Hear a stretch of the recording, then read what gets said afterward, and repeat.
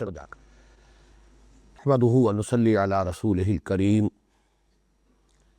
اما بعد فاعوذ بالله من الشیطان الرجیم بسم اللہ الرحمن الرحیم الحمد للہ رب العالمین الرحمن الرحیم مالک یوم الدین ایاک نعبد وایاک نستعین اهدنا الصراط المستقیم صراط الذین انعمت علیہم غیر المغضوب علیہم ولا الضالین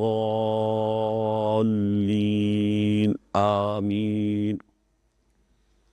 وقال تبارک وتعالی وَلَقَدْ آتَيْنَا لُقْمَانَ الْحِكْمَةَ أَنِ اشْكُرْ لِلَّهِ وَمَنْ يَشْكُرْ فَإِنَّمَا يَشْكُرُ لِنَفْسِهِ وَمَنْ كَفَرَ فَإِنَّ اللَّهَ غَنِيٌّ حَمِيدٌ۔ وَإِذْ قَالَ لُقْمَانُ لِابْنِهِ وَهُوَ يَعِظُهُ يَا بُنَيَّ لَا تُشْرِكْ بِاللَّهِ إِنَّ الشِّرْكَ لَظُلْمٌ عَظِيمٌ۔ صدق اللہ العظیم۔ رب اشرح لي صدری ویسر لي امری واحلل عقدۃ من لسانی یفقہوا قولی۔ اللہم ربنا الہمنا رشدنا واعذنا من شرور انفسنا، اللہم ارنا الحق حقا وارزقنا اتباعہ وارنا الباطل باطلا وارزقنا اجتنابہ، اللہم وفقنا لما تحب وترضى، آمین یا رب العالمین۔ کل میں نے اگرچہ تقریباً نصف وقت اپنی ایک ذاتی وضاحت اور اس درس قرآن کے سلسلے میں اپنی حیثیت کے تعین کے لیے صرف کیا تھا، لیکن یہ کہ محسوس ہوا کہ اس میں ابھی دو باتوں کا میں اور اضافہ کر دوں تو مناسب ہوگا۔ پہلی بات، میں نے جو اپنے فہم قرآن کے 4 سورسز یا اس کے 4 ڈائمنشنز یا 4 سوتے جن سے کہ اس کنویں میں پانی جمع ہوا، میں نے ان کی تفصیل بیان کی تھی تاکہ یہ بات واضح ہو جائے کہ میرے پاس جو بھی کچھ حقیر سا سرمایہ ہے علم و فہم قرآن کا، اس کے حدود 4 کہہ لیجئے یا اس کے ڈائمنشنز کیا ہیں، یا یوں کہیے سر سید احمد خان مرحوم کا ایک مصرع ہے جس میں الفاظ آتے ہیں کہ قرآن کے من دارم ہما گفتار معشوق است قرآن کے من دارم۔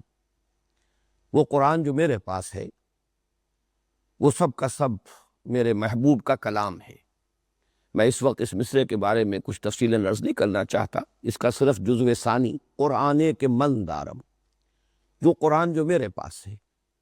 قرآن تو ایک ہی ہے سب کے پاس، وہ صف وہی ہے، اس کے الفاظ وہی ہیں، لیکن یہ کہ فہم کے اور علم کے اعتبار سے مختلف لوگوں میں فرق و تفاوت ہے، زاویہ نگاہ کا فرق ہے، پھر یہ کہ اپنی شعور کی سطح کا فرق ہے، لیول آف کانشسنس سب کا برابر نہیں، مختلف زاویہ نگاہ سے لوگ غور کرتے ہیں، پھر یہ کہ معلومات کا دائرہ سب کا ایک جیسا نہیں۔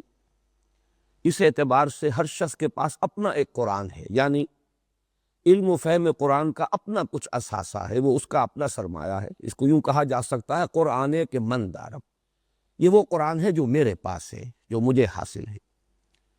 تو اس کے ضمن میں نے وہ 4 سورسز جو ہیں وہ معین کیے، لیکن میں چاہتا ہوں کہ ایک براڈر کانٹیکسٹ بھی آپ کے سامنے رکھ دوں کہ یہ جو 4 سورسز ہیں ان کا تعلق کن کن گوشوں سے ہے۔ اس ضمن میں صرف یہ تذکرہ کر رہا ہوں کہ 1976 کے دسمبر میں میرا ایک مفصل مضمون شائع ہوا تھا میثاق میں۔ اس مضمون میں میں نے پچھلی صدی کے آخری دہائی سے لے کر اور یہ جو 20ویں صدی عیسوی ہے اس کے تقریباً وسط تک جو کام قرآن حکیم کے تراجم اور تفاسیر کے ضمن میں بر عظیم پاک و ہند میں ہوا، اس کا ایک جائزہ پیش کیا تھا۔ یہ میں عرض کر دوں کہ اس عرصے میں تراجم قرآن اور تفاسیر قرآن پر جتنا کام بر عظیم پاک و ہند میں ہوا ہے دنیا کے کسی اور خطے میں نہیں ہوا۔ یہ ایک تحریک تھی، اگرچہ اس کے پہلو بہت سے تھے، بہت سی جہتیں تھیں، اس میں بہت سی روئیں ایسی بھی ہیں کہ جو بڑی گمراہی کی طرف نکل گئی، بعض میں انتہا پسندی اس درجے کی آ گئی کہ وہ مفید سے زیادہ مضر بن گئی، پھر یہ کہ مختلف زاویہ نگاہ جو میں نے عرض کیا ہے وہ ان میں موجود ہے۔ تو یہ جو ایک ہمارے ہاں تراجم اور تفاسیر قرآن کا کام ہوا ہے اس کا جائزہ تھا، اور یہ بہت پسند آیا تھا مولانا محمد یوسف بن نوری رحمۃ اللہ علیہ کو۔ انہوں نے ایک ملاقات میں اس کا تذکرہ بھی کیا، پھر اسی موضوع پر ایک کتاب انہوں نے عربی میں تصنیف کی تھی، وہ ہدیۃً مجھے عطا کی۔ اس سے بھی زیادہ اہم بات اس مضمون کے بارے میں یہ ہے کہ مولانا محمد زکریا شیخ الحدیث رحمہ اللہ، ان کے بارے میں عبد الملک جامعی، اب ان کا بھی انتقال ہو چکا ہے، مدینہ منورہ میں وہ قیام پاکستان کے فوراً بعد وہاں منتقل ہو گئے تھے، اور وہیں ان کا انتقال ہوا ابھی چند ماہ قبل۔ انہوں نے مجھے خط لکھا کہ یہ مضمون جو ہے اس کا تذکرہ ہوا مولانا زکریا رحمہ اللہ کے مجلس میں، اور انہوں نے مولانا علی میاں سے سوال کیا کہ آپ نے وہ مضمون پڑھا ہے؟ مولانا علی میاں نے فرمایا کہ نہیں، میری نگاہ سے تو نہیں گزرا۔ تو حضرت شیخ الحدیث نے کہا کہ لے جاؤ یہ پرچہ میثاق کا اور یہ مضمون پڑھو، اور پھر پرچہ مجھے واپس ضرور کر دینا۔ بہرحال یہ میں نے دو شہادتیں اس لیے پیش کی ہیں کہ آپ کے ذہن میں آئے کہ وہ مضمون جو ہے اللہ کے فضل و کرم سے بہت جامع ہو گیا تھا۔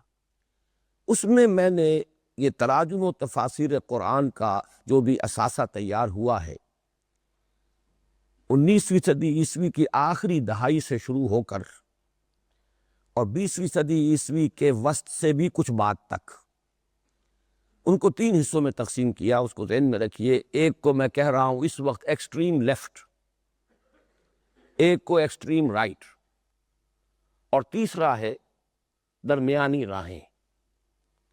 ایکسٹریم لیفٹ میں آخری ایکسٹریم پر میں شمار کر رہا ہوں غلام احمد قادیانی اور مولوی محمد علی لاہوری۔ انہوں نے بھی تراجم کا کام کیا، اور محمد علی لاہوری کی تفسیر تو انگریزی کی بھی بہت مشہور ہوئی اور بہت مقبول ہوئی اس زمانے میں، اور اردو میں بھی بیان القرآن کے نام سے تفسیر ہے۔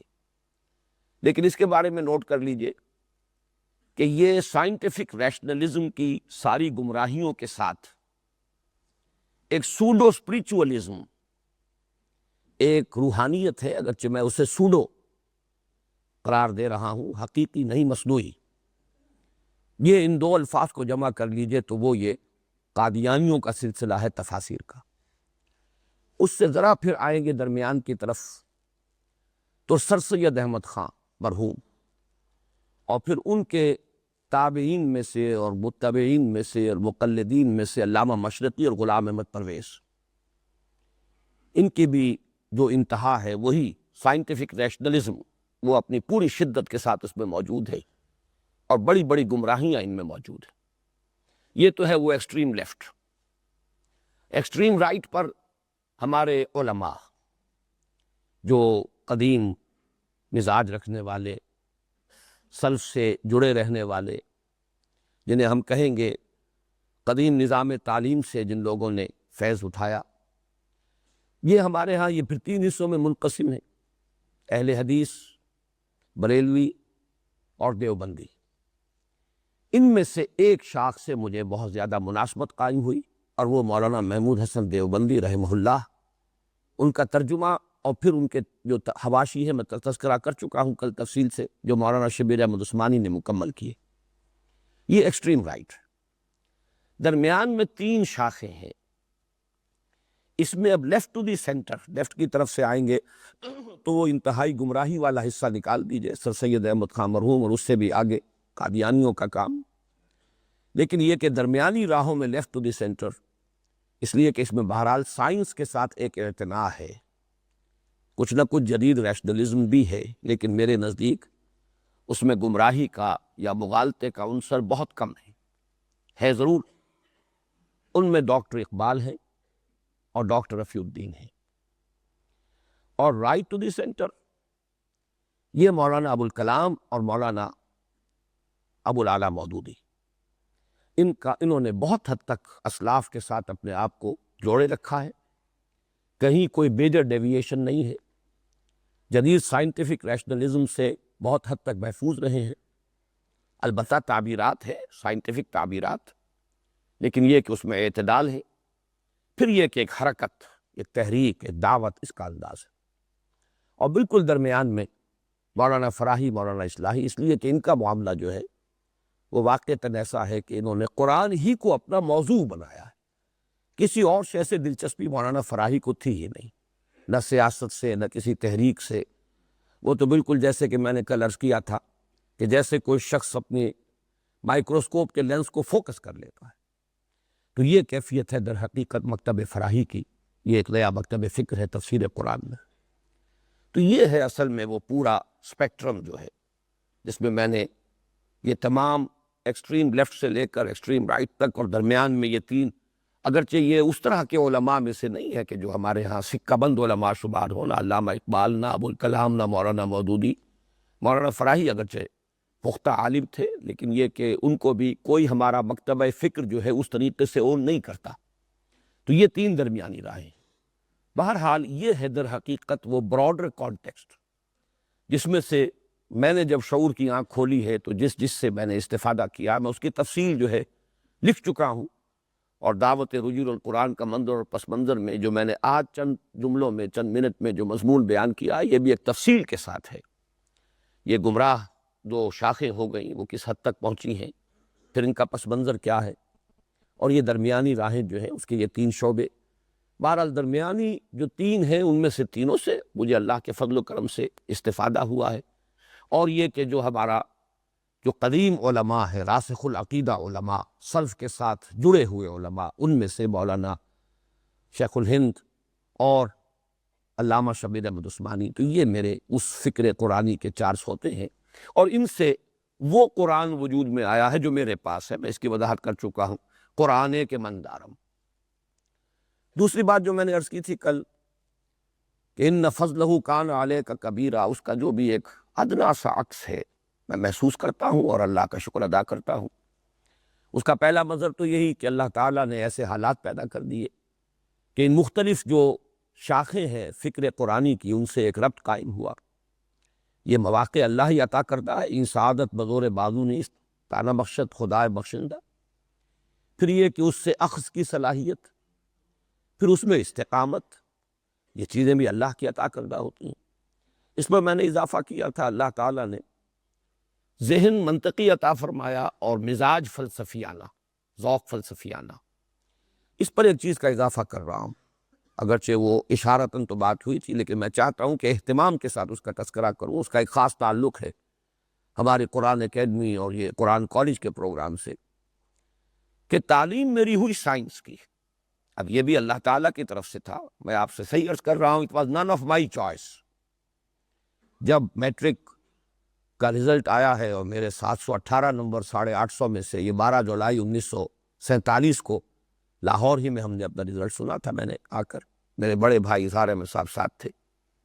اب اس کے بعد سوال پیدا ہوا کہ پھر اب کون سی لائن جو ہے اختیار کرنی چاہیے، میرا کوئی چوائس نہیں تھا، بھائی جان نہیں طے کیا۔ چنانچہ جب گورنمنٹ کالج میں ہم پہنچے ہیں اور فارم لیا داخلے کا، تو انہوں نے میڈیکل، پری میڈیکل جو میڈیکل گروپ کہلاتا تھا ایف ایس سی کا، وہ انہوں نے خود بھر دیا۔ غالباً ان کا خیال یہ ہوگا کہ انہوں نے انجینئرنگ کر لی ہے، تو چلیے خاندان میں ایک کھوٹا جو ہے وہ انجینئرنگ میں اگر گڑ گیا ہے تو پھر ایک جو ہے ڈاکٹری کا کھوٹا جم جائے۔ بہرحال اس میں میرا کوئی چوائس نہیں۔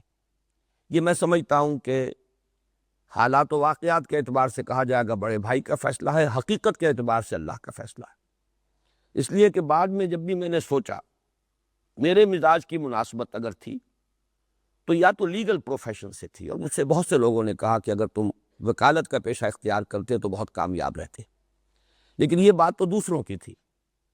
میرا اپنا ہمیشہ یہ خیال رہا ہے کہ میں تدریس اور تعلیم کے پیشے سے وابستہ ہوتا تو شاید سب سے زیادہ مناسبت میرے مزاج کو اسی سے ہے، اور مجھے اس سے خوشی بھی ہے، اس لیے کہ نبی اکرم صلی اللہ علیہ وسلم نے فرمایا ہے انما بعثت معلما، میں تو معلم بنا کر بھیجا گیا۔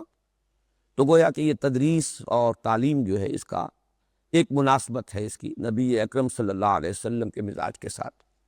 تو میں اس پر بھی اللہ کا شکر ادا کرتا ہوں کہ پھر عرض کروں گا کہ ایک ادنا سا عکس کہ مجھے بھی زیادہ مناسبت جو ہے وہ تدریس اور تعلیم سے، لیکن یہ کہ میڈیکل پروفیشن، جبکہ اللہ کے علم میں تو تھا کہ وہ مجھے پرسو بھی نہیں کرنا، 16 برس میں نے پریکٹس کی لیکن پھر میں نے چھوڑ دیا۔ ویسے ایجوکیشن کے دوران ہی اصل تو میں فیصلہ کر چکا تھا کہ یہ مجھے اس کو ان دی رائٹ ارنسٹ جو کہا جاتا ہے پروفیشن کو اختیار نہیں کرنا ہے۔ اس میں اگرچہ ایک مناسبت مجھے قائم ہو گئی تھی سائیکالوجی سے، اور سائیکولوجیکل میڈیسن کی طرف کچھ رجحان تھا کہ اگر کروں گا تو ڈی پی ایم کروں گا، ڈپلومہ ان سائیکولوجیکل میڈیسن۔ لیکن یہ کہ جس درجے میں میری ایک وابستگی ہو گئی تھی تحریک اسلامی کے ساتھ، اسلامی جمعیت طلبہ کے ساتھ نہایت فعال انداز میں، اور میری زندگی میں ترجیح اول جو ہے اس حرکت اور دعوت اور انقلابی جد و جہد کو قائم ہو چکی تھی اپنے میڈیکل کالج کے دوران ہی، ظاہر بات ہے کہ اس کے ساتھ پھر کسی بھی پروفیشن کے ساتھ اس طرح کی وابستگی نہیں رہتی۔ لیکن بعد میں مجھے یہ احساس ہوا، اور اسی کے لیے میں نے یہ چند منٹ آپ کے لیے ہیں اس موضوع پر، کہ ایف ایس سی میڈیکل جو کرتا ہے ہمارے ہاں ہمارے نظام تعلیم میں، اس کا سائنٹیفک علم کا ایک بیک گراؤنڈ ایسا بن جاتا ہے، مبادیات جو ہیں اس کا بڑا براڈ اسپیکٹرم ہوتا ہے، جس کو کہ ڈاکٹر رفیع الدین فرمایا کرتے تھے، science of the dead matter and science of the living matter. یہ در حقیقت دو ہیں دائرے، فزکس کیمسٹری، یہ science of the dead matter. اس میں اور بھی ہے، جیولوجی ہے اور کاسمولوجی ہے اور اسٹرانومی ہے، یہ سب ہوں گے، لیکن یہ کہ فزکس کیمسٹری یہ دو اہم گوشے ہیں science of the dead matter کے، اور زوالوجی اور باٹنی یہ science of the living matter. تو گویا کہ سائنس کا جو میدان ہے اس میں جو لوگ صرف پری انجینئرنگ کرتے ہیں، ان کا جو ذہن کا ایک بیک گراؤنڈ بنتا ہے وہ محدود رہتا ہے، انہیں حیاتیات کے ساتھ کوئی مناسبت ذہنی قائم نہیں ہوتی۔ حیات کیا ہے، اس کے لوازم کیا ہیں، اس کے فینومینا کیا ہیں، یہ خود اپنی جگہ پر ایک فہم انسانی کا ایک بہت بڑا اور بہت اہم باب ہے۔ اس اعتبار سے ایف ایس سی میڈیکل جو میں نے کیا، اور بہرحال میں طالب علمی کے دور میں اچھے طلباء میں شمار تھا، نتیجہ یہ ہوا ہے کہ جو مبادی ہیں سائنس کے، اس کا تانا بانا جو ہے وہ ذہن کے اندر بن گیا، اور میں یہ سمجھتا ہوں کہ یہ بھی اللہ تعالیٰ کا بہت بڑا فضل ہے کہ اسی سے پھر وہ براڈ اسپیکٹرم بنا ہے خود میرے اپنے ذہنی پس منظر کا۔ اور اس کا تذکرہ میں اس لیے کر رہا ہوں کہ قرآن کالج کے لیے بھی میری سب سے بڑی خواہش یہ ہوتی ہے کہ جن طلباء نے ایف ایس سی میڈیکل کر لیا ہو وہ ہمارے کالج میں آ کر داخلہ لے۔ 3 سال میں ہم انہیں پھر بی اے کراتے ہیں کہ سائنس کا یہ صغرا کبرا ان کے ذہنوں میں بن چکا ہو۔ پھر ظاہر بات ہے کہ ایک تو وہ ہے کہ جو بہت ہی بمشکل پاس ہوئے ہو، انہوں نے پڑھ تو لیا ہوتا ہے لیکن اس طریقے سے شعور تو نہیں ہوتا، لیکن اللہ تعالیٰ اگر ایسے نوجوانوں کو جنہوں نے اچھے نمبروں کے ساتھ اور امتیازی حیثیت سے ایف ایس سی میڈیکل کیا، اور اب ویسے بھی میڈیکل پروفیشن جو ہے بہت ہی کنجسٹڈ ہو چکا ہے، کمپٹیشن بہت انتہا درجے کو پہنچ چکا ہے، بہت سے لوگ ایم بی بی ایس کر کے بھی پھر اس پروفیشن کو تج رہے ہیں اور دوسرے کچھ اور پیشے اختیار کر رہے ہیں۔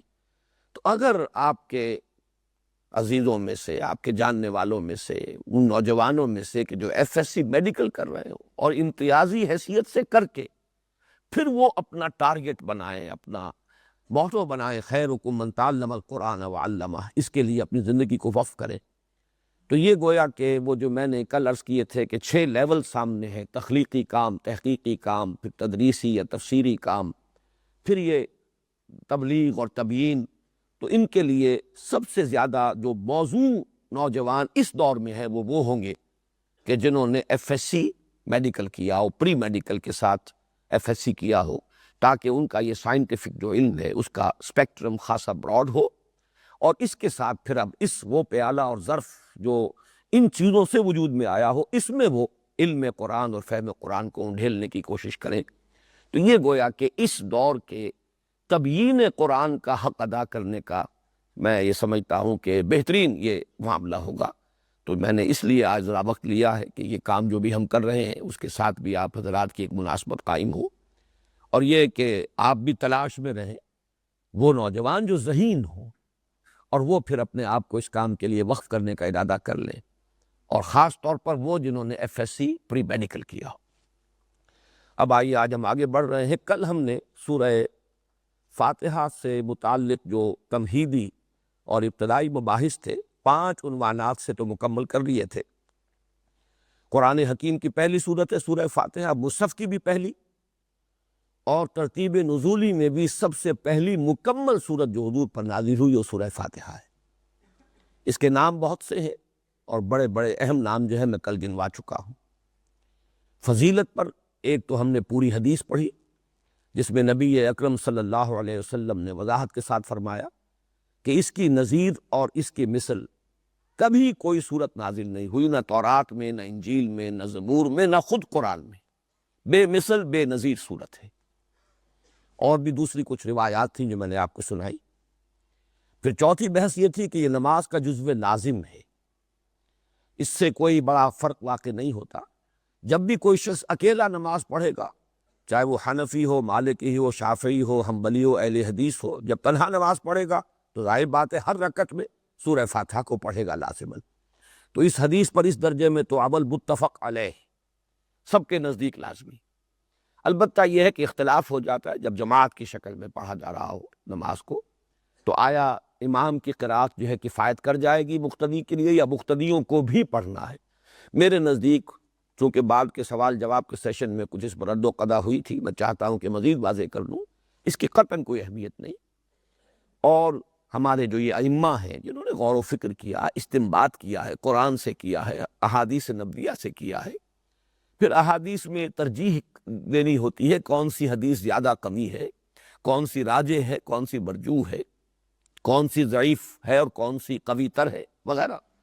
بہرحال یہ جو 3 مسلک ہیں جن میں معتدل مسلک وہ ہے جس پر خود میرا عمل ہے، اور وہ امام مالک رحمہ اللہ کا ہے کہ جب امام جہری رکعت پڑھ رہا ہے اور سورہ فاتحہ بلند آواز سے پڑھتا ہے تو مقتدیوں کو چاہیے کہ سنیں، خاموش رہیں، گویا کہ قرآن مجید کے اس حکم پر عمل کریں، فَإِذَا قُرِئَ الْقُرْآنُ فَاسْتَمِعُوا لَهُ وَأَنصِتُوا۔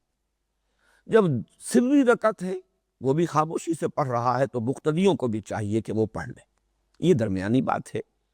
ایک انتہائی مسلک جو ہے وہ احناف کا ہے کہ کسی بھی حالت میں مقتدی کو سورہ فاتحہ نہیں پڑھنی، اور دوسرا انتہائی مسلک شوافع کا ہے، ہر حال میں چاہے سری ہو اور چاہے جہری ہو، ان میں ہر حال میں مقتدی کو بھی پڑھنا ہے۔ اس کے بعد 5ویں بحث تھی کہ یہ نماز کا صرف جزو لازم ہی نہیں، اصل نماز ہے، اور اس کے لیے یہ حدیث مبارک، حدیث قدسی، کہ اللہ تعالیٰ نے خود سورہ فاتحہ ہی کو الصلاۃ قرار دیا ہے۔ قسمت الصلاۃ بینی و بین عبدی نصفین فنصفھا لی و نصفھا لعبدی۔ میں نے اس نماز کو اپنے اور اپنے بندے کے مابین 2 حصوں میں تقسیم کر لیا ہے، تو اس کا آدھا میرے لیے ہے اور آدھا میرے بندے کے لیے ہے۔ وَلِعَبْدِی مَا سَأَلَ، اور میرے بندے کے لیے ہے جو اس نے مانگا، جو درخواست اس نے کی ہے وہ میں نے منظور کی۔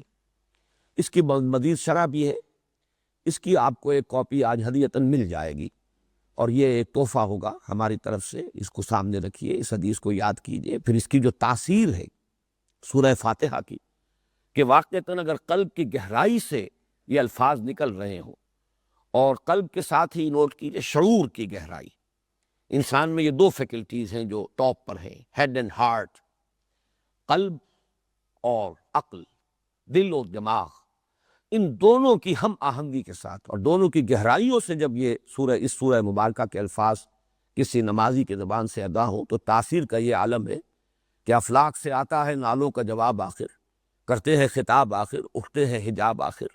اللہ تعالیٰ ایک ایک لفظ کے ساتھ گویا کہ جواب دیتے ہیں۔ اذا قال العبد، جب اب بندہ یہ کہتا ہے الحمدللہ رب العالمین، قال اللہ تعالیٰ، اللہ تعالیٰ فرماتا ہے حمدنی عبدی، میرے بندے نے میری حمد کی، میری تعریف کی۔ وَإِذَا قَالَ الْعَبْدُ الرحمن الرحیم، یقول اللہ تعالیٰ اثنى علی عبدی، میرے بندے نے میری ثنا کی۔ جب بندہ کہتا ہے مالک یوم الدین، اللہ تعالیٰ فرماتا ہے مجدنی عبدی، میرے بندے نے میری تمجید کی، میری بزرگی بیان کی۔ جب بندہ کہتا ہے ایاک نعبد و ایاک نستعین، اللہ فرماتا ہے ھذا ما بینی و بین عبدی، یہ ہے میرے اور میرے بندے کے مابین۔ میں نے کل لفظ استعمال کیا تھا، یہاں مصافحہ ہو رہا ہے، یہاں معاہدہ ہو رہا ہے، یہاں مبایعت ہے، بیعت ہو رہی ہے اللہ کے ساتھ۔ ایاک نعبد و ایاک نستعین، یہ میثاق ہے، یہ عہد ہے، قول و قرار ہے، معاہدہ ہے۔ تو ھذا ما بینی و بین عبدی، لیکن چونکہ اس میں استعانت بھی ہے مدد چاہتے ہیں وَلِ عَبْدِي مَا سَأَلَ، اور میرے بندے نے جو مانگا میں نے دیا، میری اعانت اس کو حاصل رہے گی۔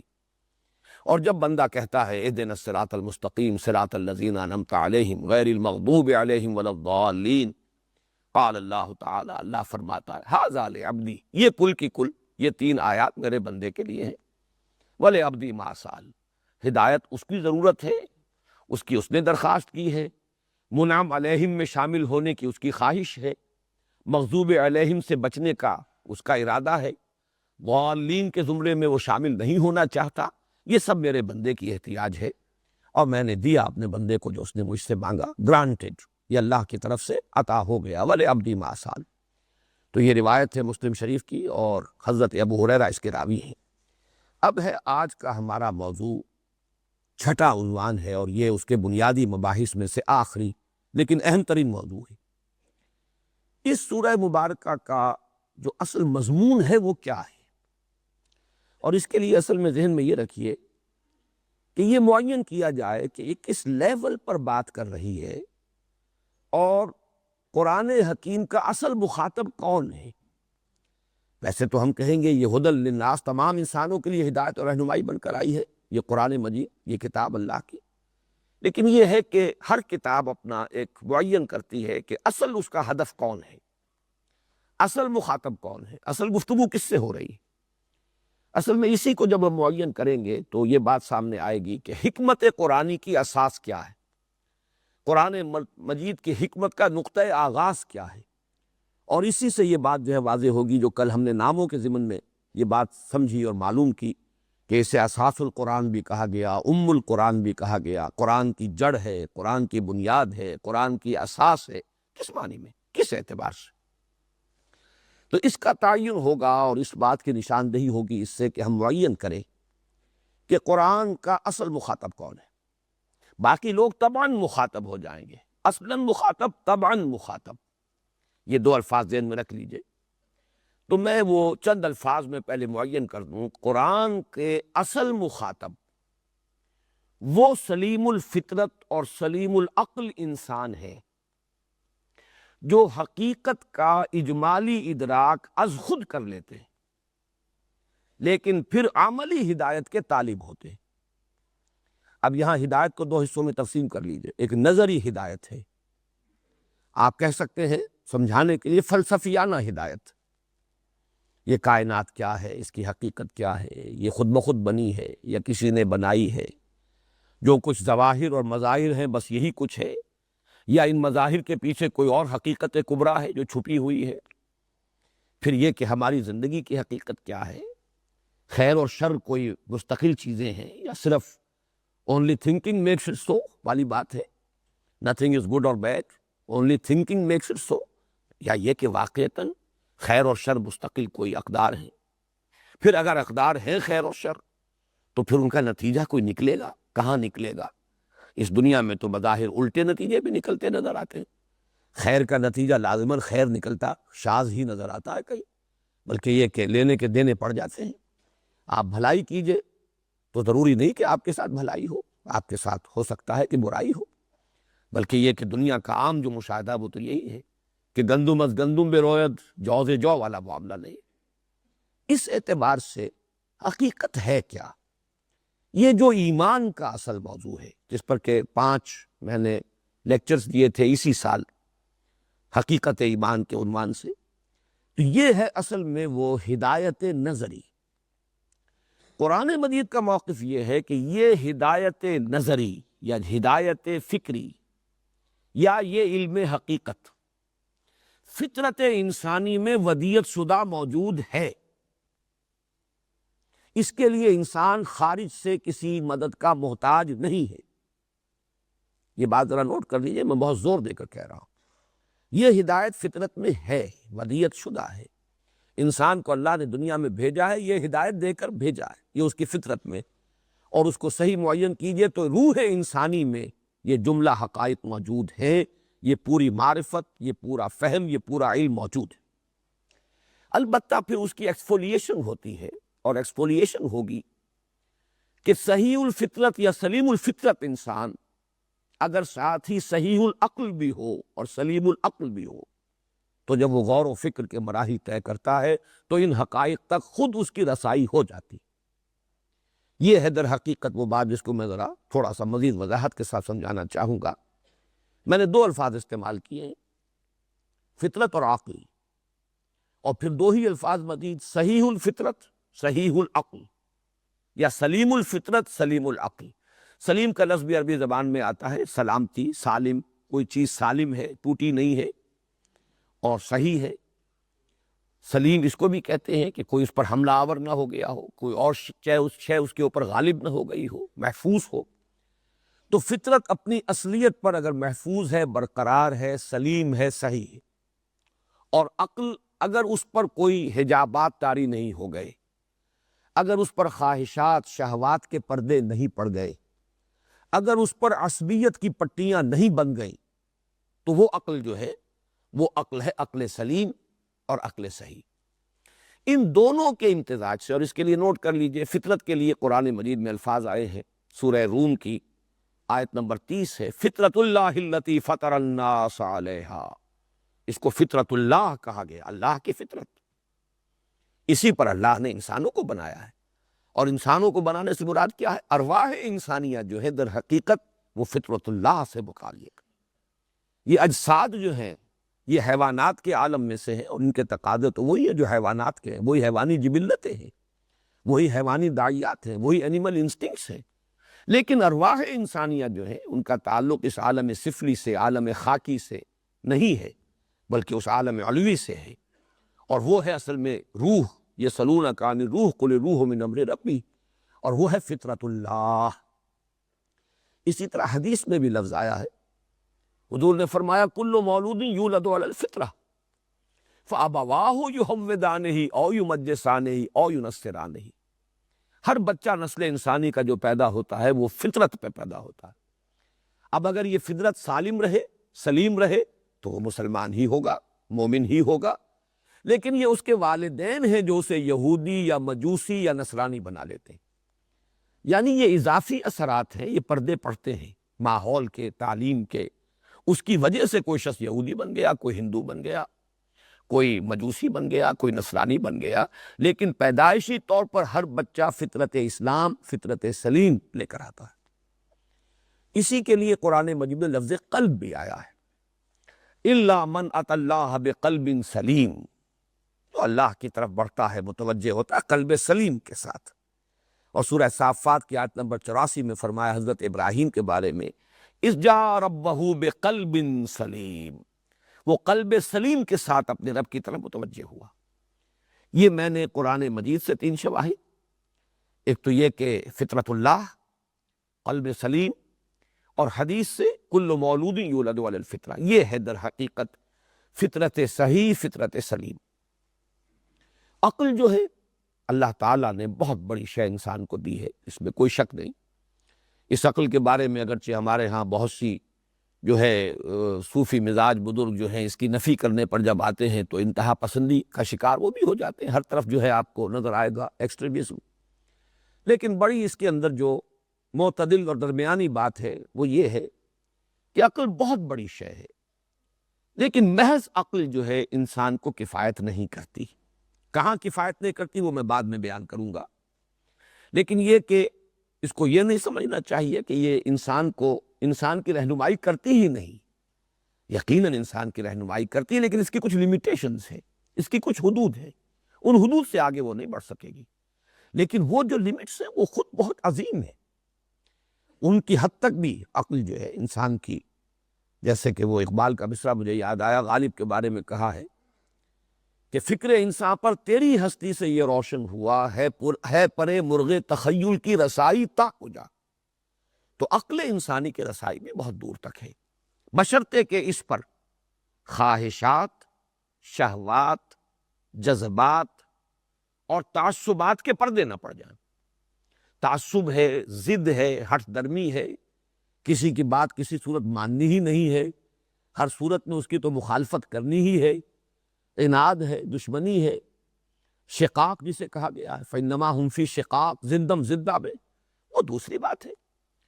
تو اس کی فیکلٹی جو ہے ریزننگ کی وہ کلاؤڈ ہو جائے گی، اس کے اوپر غبار آ جائے گا، وہ صحیح رخ پر رہنمائی نہیں کرے گی، لیکن اگر شہوات و جذبات و خواہشات و تعصبات سے آزاد ہو تو عقل انسان کو بہت دور تک لے جاتی ہے۔ اب آپ نوٹ کیجئے کہ فطرت سلیم کے یا فطرت سلیمہ کے مظاہر کیا ہیں۔ یہ میں چاہتا ہوں کہ یہ بات ذرا خاصی تفصیل کے ساتھ عرض کر دوں، اس لیے کہ ہمارے درس قرآن میں پھر یہ مضامین بار بار آئیں گے، صرف حوالہ کافی ہوگا انشاءاللہ۔ اس کے دو مظہر ہیں۔ فطرت اگر سلامتی پر، صحت پر برقرار ہے، یا اگر کہا جائے اگر وہ پرورٹ نہیں ہوئی ہے، اس کے اندر فساد پیدا نہیں ہوا ہے، صحیح ہے، سلیم ہے، تو دو چیزیں ہوں گی موجود۔ ایک ہے جذبہ شکر اور جذبہ رحم۔ یہ در حقیقت ایک ہی کیفیت کے دو رخ ہے۔ شکر کیا ہے؟ کہ اگر آپ کے ساتھ کوئی بھلائی کرے، آپ کی کوئی ضرورت پوری کرے، آپ کی تکلیف میں آپ کی کوئی مدد کرے، تو ایک خاص رد عمل طبیعت کے اندر ابھرنا چاہیے، جسے ہم تشکر کہتے ہیں۔ احسان مندی کے جذبات قلب میں ابھرنے چاہیے۔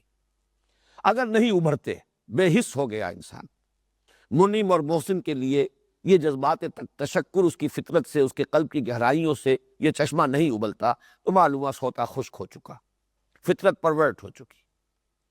اسی کا دوسرا رخ ہے رحم۔ دوسرے کو تکلیف میں دیکھ کر، دوسرے کو احتیاج کی کیفیت میں۔ شکر ہوتا ہے جب آپ کی تکلیف میں کسی نے آپ کی مدد کی، آپ کی کوئی احتیاج کسی نے پوری کی، آپ کو کوئی انعام دیا، آپ پر کوئی احسان فرمایا، تو اس کے جذبے، اس کے بدلے میں، اس کے جواب میں شکر پیدا ہوگا۔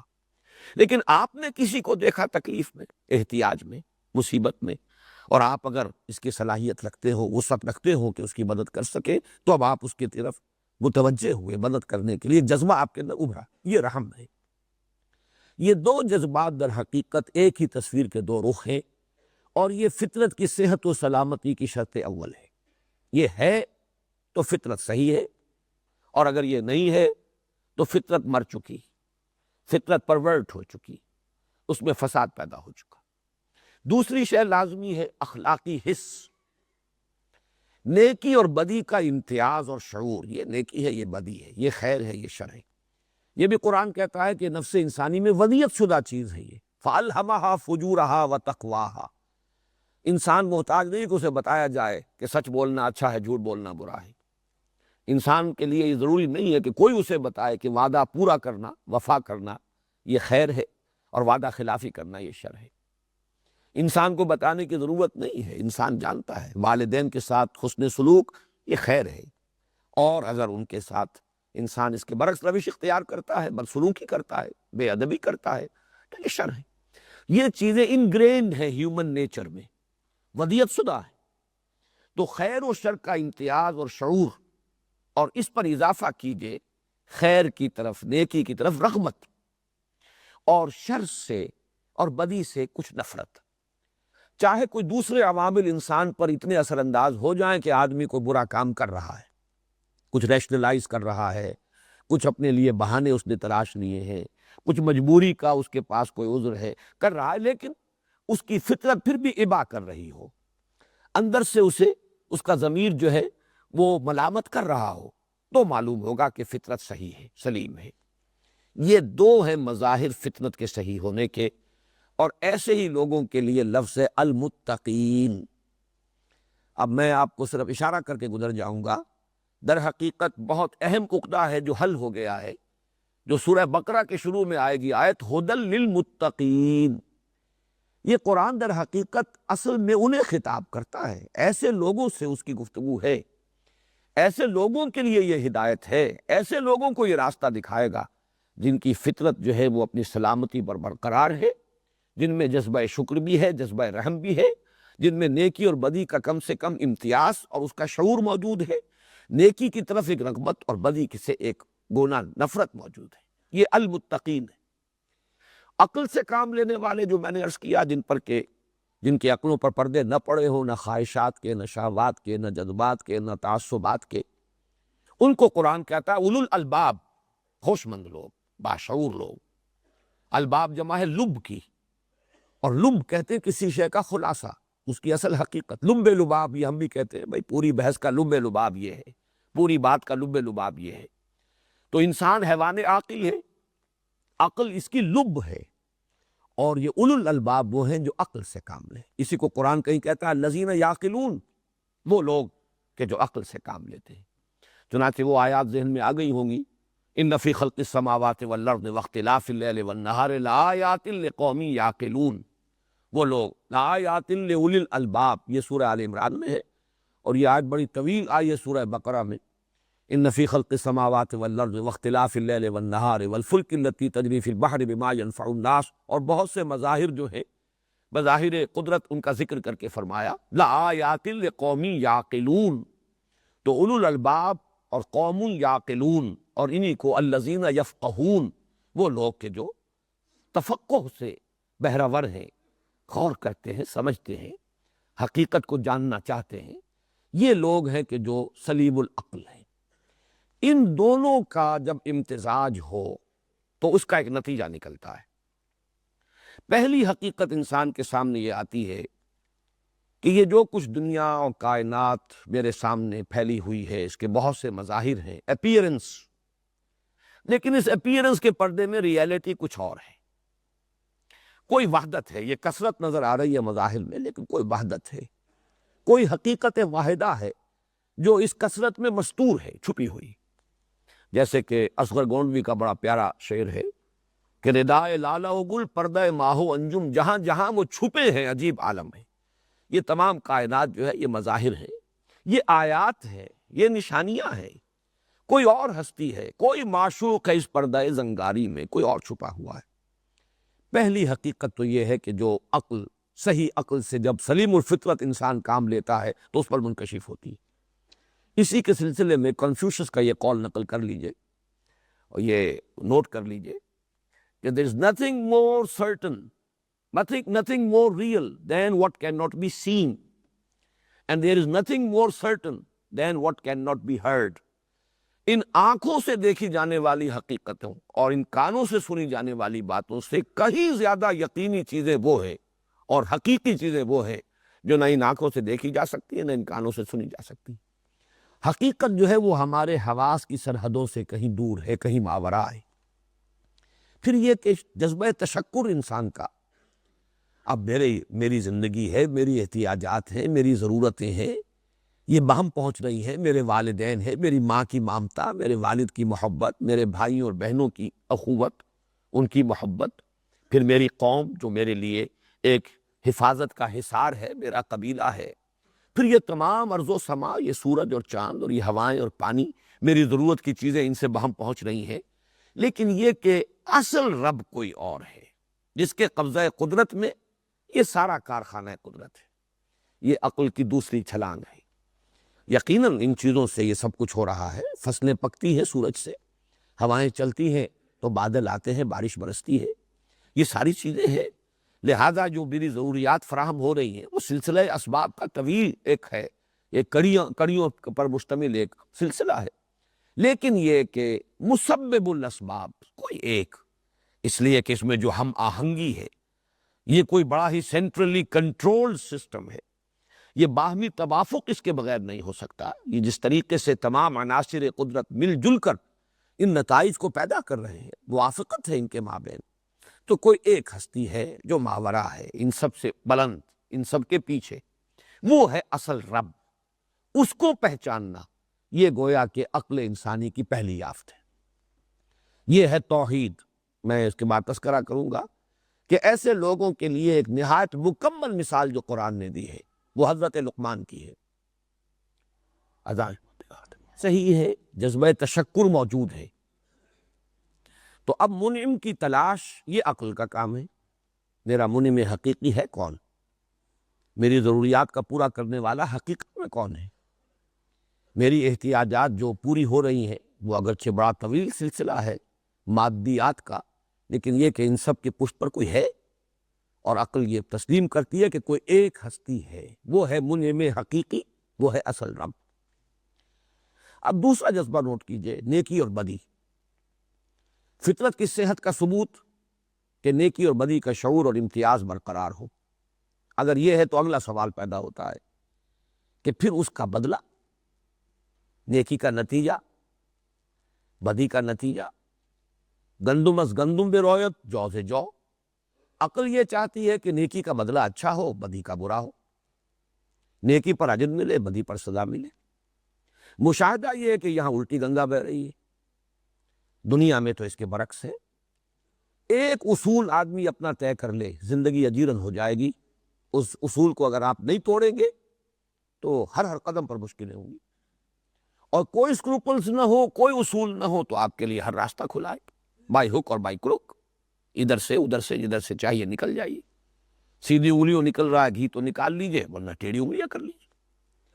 معلوم یہ ہوا کہ اگر نیکی نیکی ہے اور وہ حقیقتاً نیکی ہے، واقعتاً کوئی ایک قدر ہے، وہ صرف ہمارا سراب نہیں ہے، ہمارا سوچنا ہی نہیں ہے، بلکہ واقعہ ہے، اور اگر بدی بدی ہے اور واقعتاً ہے اور حقیقتاً ہے، اور عقل یہ چاہتی ہے کہ نیکی کا بدلہ بھلا، اجر ثواب، اور بدی کا بدلہ برا سزا عذاب، لیکن دنیا میں مشاہدہ اس کے برعکس ہو رہا ہے، یا یہ کہ کم سے کم وہ جو صحیح نتیجہ نکلنا چاہیے وہ نہیں نکل رہا۔ یہ ہے وہ شے کہ جو اب اس صاحب عقل اور صاحب سلیم الفطرت انسان کو یہاں تک پہنچائے گا کہ یہ عالم ناقص ہے، حیات دنیاوی ناقص ہے، ایک اور عالم، ایک اور زندگی لازم ہے کہ ہو، جس میں مجازات کا قانون پورے طور پر بروئے کار ہے، بدلہ ملے، بھلائی کا بھلا بدلہ ملے، اور برائی کی بری سزا ملے، اور بھرپور ملے۔ اس کے اپنے نوابیس ہوں گے، اس کے اپنے قوانین ہوں گے، جن میں کہ بھلائی کا بدلہ بھی پورا پورا ظاہر ہو سکے، اور برائی کی سزا بھی پوری پوری مل سکے۔ اس لیے کہ اس دنیا میں تو ہم دیکھتے ہیں کہ ہٹلر جیسے لوگ، چنگیز خان جیسے لوگ، لاکھوں کروڑوں انسانوں کی ہلاکت کا جو سبب بن گئے، انہیں کیا سزا دی جا سکتی تھی؟ وہ تو ہٹلر نے ایک اپنی انگلی کی ذرا سی حرکت سے ٹریگر دبایا ہے اور ختم ہو گیا، سزا کیا ملی اسے؟ اس کا تو اگر سکیلپل لے کر اور فورسپس لے کر ایک ایک ریشہ علیحدہ کیا جاتا اس کے وجود کا، تب بھی اس کے جرائم کی سزا تو اسے نہ مل سکتی۔ تو کوئی اور عالم ہونا چاہیے کہ جس میں بھرپور سزا ملے، اور جیسے کہ میں اب تعرف الاشیاء بازدادہا کے حوالے سے عرض کر رہا ہوں، حضور صلی اللہ علیہ وسلم سے جو خیر دنیا میں پھیلا اور پھیل رہا ہے اور تا قیامت پھیلے گا، اس کا بدلہ آپ کو کیسے دیا جا سکتا ہے؟ کوئی عالم ایسا ہو جس کی اپنی ڈائمنشنز علیحدہ ہی ہو، جو غیر محدود ہو، ابدی ہو، وہیں وہ بدلہ جو ہے ظاہر ہو سکتا ہے۔ اس سے یہ دوسری حقیقت جو ہے، ایک دوسرا عالم، ایک دوسری زندگی، قانون مجازات جس کے اندر پورا پورا بھرپور طور پر ظاہر ہو سکے، یہ دوسرا نتیجہ ہے۔ ایک سلیم الفطرت انسان اپنی عقل سلیم کی رہنمائی میں سفر کر رہا ہے۔ تیسرا منطقی نتیجہ کہ اگر ایسا ہے، کوئی ہستی ہے، ایک ہستی ہے، ایک ذات ہے، وہی ہے پالنہار، وہی پروردگار، وہی مسبب الاسباب، اور ایک عالم ہے دوسرا، زندگی ہے جس میں بدلہ مل کر رہے گا، تو پھر اب منطقی تقاضا یہ ہے کہ انسان اسی ہستی سے لو لگائے، اسی کا ہو کر جیے۔ ان صلاتی و نسکی و محیای و مماتی للہ رب العالمین، اسی کا ہو کر رہ جائے، اسی سے لو لگائے، اسی سے محبت کرے، اسی کا کہنا مانے، اسی کے حکم پر چلے۔ یہ ساری کیفیت جو ہے یہ اس کا منطقی تقاضا ہے، لازمی تقاضا ہے۔ یہ تین موٹے موٹے نتیجے اپنے ذہن میں قائم کر لیجئے کہ سلیم الفطرت انسان، کوئی کتاب اس نے آسمانی نہ پڑھی ہو، کسی نبی کی دعوت اس تک نہ پہنچی ہو، یہ جو کچھ فطرت میں ودیت کیا ہوا ہے اس کے اللہ نے، اس کی روشنی میں عقل انسانی جب سفر کرے گی تو یہاں تک تو انسان خود پہنچ جائے گا۔ البتہ آگے اب اسے محسوس ہوگا، عقل ہی یہ بتائے گی کہ عملی اعتبار سے کیا کروں کیا نہ کروں، انفرادی زندگی میں بھی، اجتماعیت زندگی میں خاص طور پر، اعتدال کا راستہ، قدم قدم پر دو راہیں ہیں، تراہیں ہیں، چوراہے ہیں، ذرا سا غلط رخ مڑ جائے انسان تو وہ جو شعر ہے کہ رفتم کے خارز پاکشم محمل نہا شد از نظر، یک لحظہ غافل گشتم و صد سالہ راہم دور شد، ایک غلط موڑ جو ہے کہیں سے کہیں لے جائے گا۔ لہذا زندگی کے عملی راستوں میں سیدھا راستہ، معتدل راستہ، صراط السوی، صراط المستقیم، معتدل کہتے ہیں کہ جو سوی خط استوا ہے کہ جو ہمارے اس کرۂ ارضی کو برابر دو حصوں میں تقسیم کرتا ہے، اس کے عین بیچوں بیچ گزر رہا ہے، معتدل، درمیانی، اور صراط مستقیم، سیدھا راستہ۔ یہ ہے وہ بات کہ جہاں آ کر انسان خود عقل انسانی جو ہے وہ یہ ماننے پر مجبور ہے کہ مجھے اس کے ضمن میں رہنمائی درکار ہے، کیا کروں کیا نہ کروں۔ بہت کچھ انسان کی اپنی جو اخلاقی حص ہے اسے بتا دے گی، لیکن بڑے بڑے باریک مسائل، بڑی بڑی الجھن ہے، بڑے بڑے ڈائلیماز ہیں، عقدہ لا ینحل ہے۔ عورت اور مرد میں کیا توازن ہو اختیار کا اور حقوق کا، اختیارات اور حقوق کا توازن ذرا بگڑ جائے گا، تمدن خراب ہو جائے گا، فساد ہو جائے گا۔ اسی طریقے سے فرد اور اجتماعیت میں حقوق اور فرائض کا کیا توازن ہو، اگر فرد کی طرف جھک جائے گا، انارکی تک جا سکتی ہے بات، اور اگر اجتماعیت کو زیادہ حقوق دے دیے جائیں تو ایک ٹوٹلیٹیرین سوسائٹی، ایک جبر محض کی کیفیت پیدا ہو جائے گی۔ نقطۂ عدل کہاں ہے؟ سرمایہ اور محنت، نقطۂ عدل کہاں ہو؟ سرمایہ کا طرف ذرا پلڑا جھک جائے تو مزدور پر ظلم ہوتا، اور اگر مزدور کو زیادہ حقوق دے دیے جائیں تو سرمایہ شاہی ہو جاتا ہے، پیچھے ہٹ جاتا ہے، اس لیے کہ پھر اس کے لیے انسینٹیو باقی نہیں رہتا۔ یہ ساری وہ پیچیدگیاں ہیں کہ جو تمدن کے بڑے ہی سمجھیے کہ الجھے ہوئے مسائل ہیں۔ اس میں عملی گزرگاہیں، یہ لفظ آ رہا ہے زبان پر، زندگی کی عملی گزرگاہوں میں صراط مستقیم اور صراط السوی، یہ ہے احتیاج انسان کی۔ اور یہاں گویا کہ سورہ فاتحہ نے یہ کیفیت برقرار رکھی ہے کہ اس کا نصف اول ترجمانی کر رہا ہے فطرت صحیحہ اور عقل سلیم کی۔ یہی وجہ ہے کہ یہاں لفظ قل نہیں آیا۔ میں نے کل آپ سے عرض کیا تھا کہ معوذتین سے اگر اس کا تقابل کریں گے، وہاں قل آیا، قل اعوذ برب الفلق، قل اعوذ برب الناس۔ یہ بھی ایک دعا ہے، یہ تو ہم کل سمجھ چکے اچھی طرح سے، بلکہ اصل دعا یہی ہے، جامع ترین دعا یہی ہے، نماز کا جزو لازم یہی ہے، اصل نماز یہی ہے۔ لیکن اللہ نے یہ نہیں فرمایا قل الحمدللہ رب العالمین، قل الحمدللہ رب العالمین، اگرچہ یہ اسلوب بھی موجود ہے۔ سورہ کہف شروع ہوئی ہے الحمدللہ الذی، اور ویسے سورہ بنی اسرائیل ختم ہوئی ہے قل الحمدللہ الذی لم یتخذ ولدا ولم یکن لہ شریک فی الملک ولم یکن لہ ولی من الذل وکبرہ تکبیرا، یہ سب کچھ ہے۔ لیکن یہاں تو الحمدللہ رب العالمین الرحمن الرحیم، گویا کہ ایک سلیم الفطرت صحیح العقل انسان کہے گا، خود کہے گا، یہ اس کی اپنی باطنی کیفیت ہے، یہ اس کے اپنے خیالات ہیں، چاہے وہ ان کو الفاظ کا جامہ پہنانے پر قادر نہ ہو۔ آپ بسا اوقات محسوس کرتے ہیں کہ میں کچھ اظہار معافی ضمیر نہیں کر پا رہا، میں اپنے آپ کو صحیح طور پہ ایکسپریس نہیں کر پا رہا، یہ آپ کا احساس ہوتا ہے۔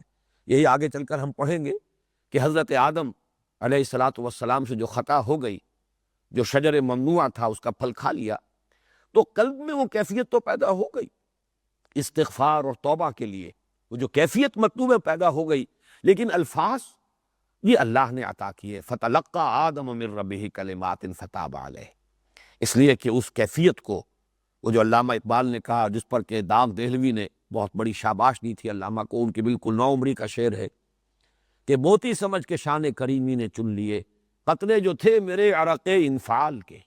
پشیمانی ہوتی ہے، شرمندگی ہوتی ہے، پیشانی جو ہے، اس پشیمانی سے پیشانی جو ہے ارقالود ہو جاتی ہے، کچھ قطرے ظاہر ہو جاتے ہیں۔ اللہ کو یہ پشیمانی اپنے بندے کی اتنی پسند ہے، اتنی محبوب ہے کہ موتی سمجھ کے شان کریمی نے چن لیے، قطرے جو تھے میرے عرق انفعال کے۔ تو یہ کیفیت پیدا ہو گئی، لیکن الفاظ کہاں سے لاؤں کہ جن میں پروردگار میں تیرے سامنے استغفار کر سکوں، اپنی خطا کا اقرار کر سکوں، اپنی غلطی کو تسلیم کروں، تجھ سے عفو و درگزر کی درخواست کروں۔ فَتَلَقَّى آدَمُ مِن رَبِّهِ كَلِمَاتٍ فَتَابَ عَلَيْهِ۔ وہی معاملہ یہ ہے، ایک صحیح الفطرت سلیم العقل انسان کی یہ کیفیات ہیں، ذہنی قلبی اس کے احساسات ہیں، یہاں تک وہ پہنچ گیا ہے، یہ اس کی رسائی میں ہے، اس کی تو تعبیر کر دی الحمدللہ رب العالمین الرحمن الرحیم مالک یوم الدین ایاک نعبد۔ یہ پوری آدھی جو ہے وہ ترازو مکمل ہو گئی۔ تمام حمد کل شکر اس اللہ کے لیے ہے جو تمام جہانوں کا یا تمام جہان والوں کا پروردگار، مالک، پالن ہار ہے، رحمان ہے، رحیم ہے، جزا و سزا کے دن کا مختار مطلق ہے، مالک ہے۔ ایاک نعبد، اے رب ہم تیری ہی بندگی کرتے ہیں، تیری ہی بندگی، تیری ہی پوجا، تیری ہی پرستش کرتے ہیں، کرتے رہیں گے۔ یہ ہے جہاں تک کہ انسان کی رسائی ہے، وہ عقل سلیم اور فطرت سلیمہ کا مالک انسان یہاں تک پہنچ گیا۔ البتہ آگے عملی ہدایت کا وہ انسان محتاج ہے، کیا کروں کیا نہ کروں۔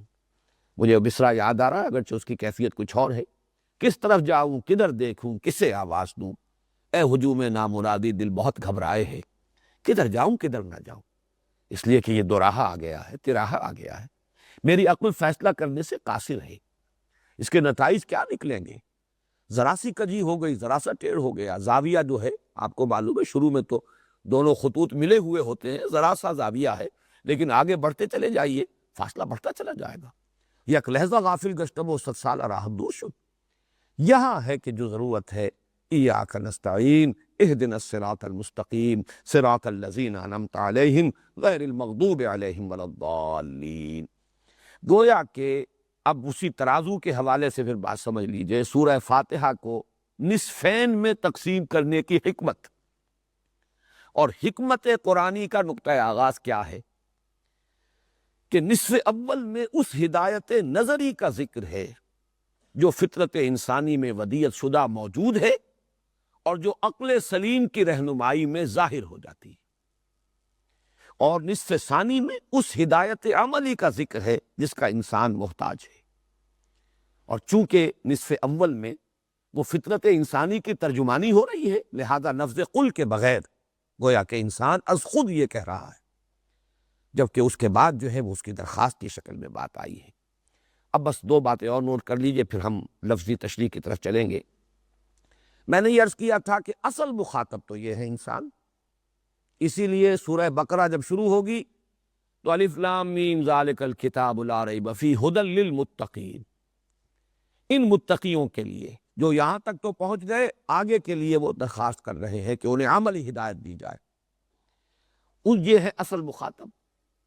طبعاً وہ لوگ بھی مخاطب ہیں کہ جن کے عقل پر کچھ پردے تو پڑ گئے، شہوات کے، خواہشات کے، یا غفلت، محض غفلت، غور کیا ہی نہیں، سوچا ہی نہیں، اس کی وجہ سے۔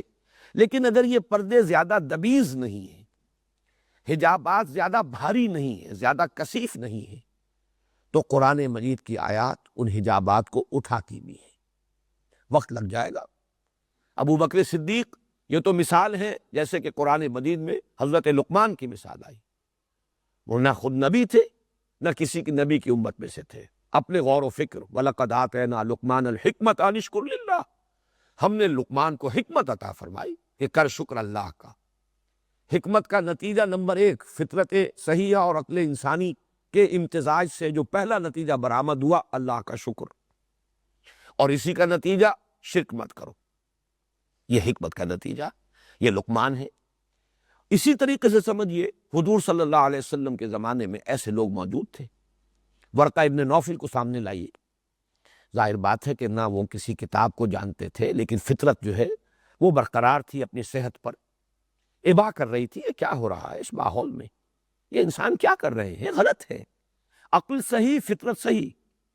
نتیجہ یہ ہوا کہ کہاں پہنچے، شام، تلاش حقیقت میں، عبرانی سیکھی ہے، عیسائیت اختیار کی ہے، تورات پڑھی ہے۔ مکے کے رہنے والا شخص جہاں عربی کے پڑھنے لکھنے والے بھی گنتی کے لوگ تھے، وہ عبرانی کے عالم بن کر آئے ہیں، اور اس درجے کے عالم کہ کان یکتب التوراۃ بالعبرانیہ، یہ صلاحیت تھی کہ تورات عبرانی میں خود لکھتے تھے۔ اور جیسے ہی حضور صلی اللہ علیہ وسلم پر وحی نازل ہوئی ہے فوراً تصدیق کی، یہ وہی ناموس ہے جو اس سے پہلے موسیٰ اور عیسیٰ پر نازل ہوا، اور کاش کہ میں اس وقت تک زندہ رہوں جب کہ آپ کی قوم آپ کو اس شہر سے نکال دے گی۔ حضور بڑے حیران ہوئے، اب آپ اخرجیہم، کیا یہ مجھے نکال دیں گے؟ یہ تو مجھ سے بڑی محبت کرتے ہیں، میرے قدموں تلے اپنی آنکھیں بچھاتے ہیں، لیکن یہ کہ انہوں نے کہا کہ یہ جس شخص کے پاس بھی یہ پیغام آیا وہ اس کا پیغام پر بن کر کھڑا ہوا، اس کی قوم نے اس کے ساتھ لازماً دشمنی کی۔ اسی کی مثال ہے حضرت سلمان فارسی، فارس میں پیدا ہو رہے ہیں، باپ جو ہے آتش کدے کا بڑا پجاری ہے، پروہت ہے، لیکن وہی فطرت سلیم، عقل سلیم وہ لے کر جا رہی ہے شام۔ ورقہ ابن نوفل مکے سے شام پہنچ گئے، یہ فارس سے شام پہنچ گئے، چونکہ دین حق اس وقت وہی تھا۔ حضرت مسیح علیہ السلام ہی اس وقت تک آخری رسول تھے، حضور صلی اللہ علیہ وسلم کی ابھی بعثت نہیں ہوئی تھی، انہوں نے بھی ہدایت کو حاصل کیا، خود طالب بن کر پہنچے۔ تو یہ مثالیں آپ کو ہر جگہ ملیں گی۔ ابو بکر صدیق ایسے، جیسے ہی دعوت پیش کی حضور صلی اللہ علیہ وسلم نے، ایسے تائید کی ہے، ایک لحظے کا توقف نہیں۔ دیکھنا تقریر کی لذت کے جو اس نے کہا، میں نے یہ جانا کہ گویا یہ بھی میرے دل میں تھا، یہ تو میری اپنی بات ہے، اس لیے کہ از خود وہ شرک سے تو کبھی ملوث ہوئے ہی نہیں۔ عقل سلیم ہے، کیسے شرک میں ملوث ہو جاتے؟ فطرت صحیحہ ہے، کیسے برائیوں کے اندر ملوث ہو جاتے؟ ان کی اخلاقی حس بیدار تھی، چاق و چوبند تھی، اور اس کا ان کے کردار کے اندر ظہور تھا۔ تو یہ ہے اصل میں اصل مخاطب قرآن کے، یہ ہے نوع انسانی کا اصل سرمایہ، یہ گل سرسبد ہے نسل انسانی کے، ان کو ہدایت عملی دینے کے لیے قرآن نازل ہوا ہے۔ البتہ طبعاً جن کے اوپر کچھ پردے پڑے ہوئے، لیکن پردے زیادہ دبیز نہ ہو، تعصب نہ ہو، شعوری طور پر فیصلہ نہ کر لیا ہو کسی نے کہ ایک بات نہیں مان کر دینی، حسد اور تکبر کی بیماریاں نہ ہو، محض غفلت ہو، تو ذرا وقت لگے گا، پردے اٹھ جائیں گے۔ ان کے لیے قرآن مجید ذکرہ، تذکرہ، یہ آیات قرآنیہ حقائق کو اجاگر کرتی ہیں، بار بار یاد دہانی کراتی ہیں۔ یہ وہ لوگ ہیں کہ جن کے بارے میں میں یہاں لفظ استعمال کر رہا ہوں، اصل مخاطب وہ، طبعاً یہ بھی مخاطب ہے۔ تیسرا حصہ اب نوع انسانی کا وہ ہے کہ جن کے تعصبات گہرے ہیں، جن پر خواہشات اور شہوات کے پردے اتنے شدید پڑے ہوئے ہیں ان کے عقلوں پر، اور فطرت پرورٹڈ ہے، نیکی اور بدی کی حس ختم ہو چکی ہے، امتیاز ہی نہیں حق و باطل کے مابین، خیر اور شر کا امتیاز برقرار نہیں رہا۔ یہ وہ لوگ ہیں کہ قرآن مجید ان کے حق میں صرف اتمام حجت بن کر آتا ہے۔ قرآن مجید سے انہیں گمراہی ہی ملتی ہے، ان کی گمراہی میں اضافہ ہوتا ہے۔ قرآن مجید ان کے لیے آتا ہے صرف ان کی معذرت کو ختم کرنے کے لیے، رسلا مبشرین و منذرین لئلا یکون للناس علی اللہ حجۃ بعد الرسل، اتمام حجت، صرف اتمام حجت بن کر آتا ہے۔ اور ان کے لیے گویا کہ اسی اتمام حجت کا پھر یہ بھی ایک شکل بنتی ہے کہ پھر وہ عذاب کے مستحق قرار پاتے ہیں۔ وما كنا معذبین حتی نبعث رسولا، یا جیسے فرمایا وما كان اللہ لیضل قوما بعد اذ ہداہم حتی یبین لہم ما یتقون، تبیین کر کے حجت قائم کر دے، اور وہ اس کے بعد نہیں مان رہے تو گویا کہ یہ بات ظاہر ہو جائے، مبرہن ہو جائے کہ یہ عذاب الہی کے مستحق ہیں۔ وہ عذاب اس دنیا میں بھی آ گیا، اور آخرت کے عذاب کا بھی یہ ایندھن بنے گے ہمیشہ ہمیشہ کے لیے۔ اسی لیے ان کے حق میں قرآن مجید ہدایت نہیں بنتا۔ نوٹ کیجئے، بظاہر یہ جملہ میرا آپ کو شاید اچھا نہ لگے، لیکن قرآن مجید خود کہتا ہے یضل بہ کثیرا ویہدی بہ کثیرا، اللہ تعالیٰ اسی قرآن کے ذریعے سے بہتوں کو گمراہ کرتا ہے اور بہتوں کو ہدایت دیتا ہے۔ کذالک یضل اللہ من یشاء ویہدی من یشاء، سورہ مدثر پہلی آیت جو ہے یضل بہ کثیرا ویہدی بہ کثیرا، سورہ بقرہ کی آیت نمبر 26، کذالک یضل اللہ من یشاء ویہدی من یشاء، سورہ مدثر آیت نمبر 31۔ اسی طریقے سے سورہ توبہ آج ہی فجر میں نے جو تلاوت کی ہمارے حافظ صاحب نے، یہ آیت مبارکہ بھی آئی وَأَمَّا الَّذِينَ فِي قُلُوبِهِمْ رِجْسٌ فَزَادَتْهُمْ رِجْسًا إِلَىٰ رِجْسِهِمْ، جن کے دلوں میں گندگی ہے، یہ قرآن مجید کی آیات ان کی گندگی میں اور گندگی کا اضافہ کرتی۔ یہ ہے قرآن مجید کا اپنا دو ٹوک فیصلہ۔ تو معلوم یہ ہوا، میں سم اپ کر رہا ہوں اپنی اس گفتگو کو، حکمت قرآنی کا نقطۂ آغاز، یا یوں کہیے کہ قرآن مجید کے اساس القرآن، سورہ فاتحہ کے اساس القرآن، ام القرآن ہونے کی اصل توجیہ کیا ہے کہ اس سورہ مبارکہ کے نصف اول میں تعین کیا جا رہا ہے کہ انسان بحیثیت انسان، فطرت صحیحہ، عقل سلیم کی رہنمائی میں ان بنیادی حقائق تک تو پہنچ جاتا ہے جو سورہ فاتحہ کے نصف اول میں سامنے آ رہے ہیں۔ الحمدللہ رب العالمین الرحمن الرحیم مالک یوم الدین ایاک نعبد، ایاک نعبد بھی اس میں شامل ہے نصف اول میں۔ یہ تو منطقی نتیجہ ہے، اس ہستی ہی کے لیے پھر عبادت ہونی چاہیے، اسی کا ہو کر رہنا چاہیے، اسی کی رضا کا طالب بننا چاہیے، اسی کے لیے جینا اور مرنا چاہیے، اسی سے لو لگانی چاہیے، اسی کا حکم ماننا چاہیے۔ یہ منطقی نتیجہ ہے۔ اور نصف ثانی میں معین ہو رہا ہے کہ انسان کی احتیاج ہے صراط مستقیم۔ اب صراط کہتے ہیں راستے کو، چلنا۔ زندگی کی عملی جو گزرگاہیں ہیں ان میں دو راہوں پر، تراہوں پر، چوراہوں پر کہیں غلط رخ نہ انسان مڑ جائے، بلکہ سیدھے راستے پر چلے، فلاح سے ہمکنار ہو سکے۔ اس کے لیے اسے قدم قدم پر رہنمائی کی ضرورت ہے، انفرادی زندگی میں بھی اور بالخصوص اجتماعی زندگی میں۔ انفرادی زندگی میں اس کی اخلاقی حس بھی اگر وہ بیدار ہے بہت حد تک رہنمائی کر دے گی، لیکن اجتماعیات کی پیچیدگیاں، اس کی الجھنیں ایسی ہیں کہ ان عقدوں کو حل کرنا عقل انسانی کے لیے بالکل ممکن نہیں ہے۔ یہاں اس کی احتیاج ہے کہ گھٹنے ٹیک کر اللہ سے دعا کرے، اہدنا الصراط المستقیم صراط الذین انعمت علیہم غیر المغضوب علیہم ولا الضالین۔ یہ ہے در حقیقت وہ مقام کہ جہاں اصل قرآن مجید کا خطاب ہے۔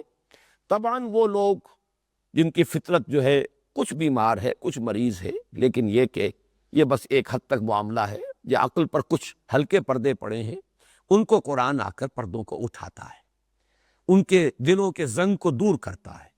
جیسے کہ حدیث میں آیا ہے کہ ان هذه القلوب لتصدع، یہ دل جو ہے ان پر زنگ آ جاتا ہے، کما یصدع الحدید اذا اصابہ الماء، جیسے کہ لوہے پر زنگ آ جاتا ہے جب اس پر پانی پڑتا ہے۔ تو سوال کیا گیا فما جلاؤہا یا رسول اللہ، اے اللہ کے رسول پھر اس کا جلا کیا ہے، سیکل کیا ہے، پالش کیا ہے؟ ہمارے تلواروں کو زنگ لگتا ہے، ہم پالش کرتے ہیں، سیکل کرتے ہیں، صاف کر لیتے ہیں، پھر دمک اٹھتی ہے، چمک اٹھتی ہے۔ تو قرآن اگر دلوں کو اگر زنگ لگ جاتا ہے، آپ فرما رہے ہیں، تو اس کے لیے کوئی سیکل، کوئی پالش؟ فرمایا کثرت ذکر الموت و تلاوت القرآن، کثرت سے موت کو یاد رکھنا اور قرآن کی تلاوت، یہ زنگ کو دور کرنے والی بات ہے۔ بڑے پیارے شعر ہیں فارسی کے، علم چبود آنکھ رہ بن مایدت۔ علم کیا ہے؟ چہ بود جو ہے، علم چہ بود، لیکن یہ شعری ضرورت کے تحت چبود پڑھا جائے گا۔ علم چبود آنکھ رہ بن مایدت۔ علم کیا ہے؟ وہ جو راستہ دکھائے، اہدنا الصراط المستقیم۔ زنگ گمراہی ز دل بزدائے دت، دل سے گمراہی کے زنگ کو، غفلت کا زنگ ہو، خواہشات کا اوپر پردہ پڑ گیا ہو، اس کو ہٹائے۔ از دل بزدائے دت، علم نبود جزب علم عاشقی۔ یہ جب زنگ گمراہی، غفلت، یہ زنگ اتر جائے گا تو روح انسانی کے اندر جو محبت خداوندی کی حدت ہے اور شدت ہے وہ ظاہر ہوگی، اللہ کے ساتھ محبت، والذین آمنوا اشد حبا للہ۔ علم نبود جزب علم عاشقی، یہ عشق خداوندی۔ ما بقا تلبیس ابلیس شقی، باقی یہ منطق اور یہ اور وہ اور فلسفے، یہ سب تلبیس ابلیس شقی۔ یہ اصل علم ہے جس کے لیے کہ انسان درخواست کرتا ہے سورہ فاتحہ میں اہدنا الصراط المستقیم صراط الذین انعمت علیہم غیر المغضوب علیہم ولا الضالین۔ اب آئیے کہ ہم اس سورہ مبارکہ کے ایک ایک لفظ کے حوالے سے گفتگو شروع کریں۔ میں یہ کل عرض کر چکا ہوں کہ میری حیثیت مفسر کی نہیں، صرف مبلغ کی ہے، طالب علم کی ہے حقیقتاً، لیکن جتنا کچھ بھی علم حاصل ہوتا رہا ہے اسے پہنچانے کی سعی بھی کرتا رہا۔ تو تفسیر کرنا یا تفسیر لکھنا یہ میرا مقام نہیں، خاص طور پر سورہ فاتحہ کی تفسیر، یہ تو یوں سمجھیے کہ قیامت ہے۔ اس پر تو پوری ضخیم کتابیں لکھی گئیں۔ ہمارے زمانے میں چونکہ نام آیا بھی ہے، کل بھی، آج بھی آیا ہے، مولانا ابوالکلام آزاد ام القرآن، کئی 100 صفحات بڑے سائز کے انہوں نے لکھے، اگرچہ پھر بھی وہ پوری نہیں ہے۔ ایک آیت جو مرکزی آیت ہے اس سورہ مبارکہ کی، آیت نمبر 4، ایاک نعبد و ایاک نستعین، اس کا حق تو کسی درجے میں ادا کیا ہی نہیں، بلکہ وہ ایک بہت بڑا سوالیہ نشان ہے کہ سبب کیا ہے، اس آیت کے بارے میں کیوں کچھ نہیں لکھا، چند جملے۔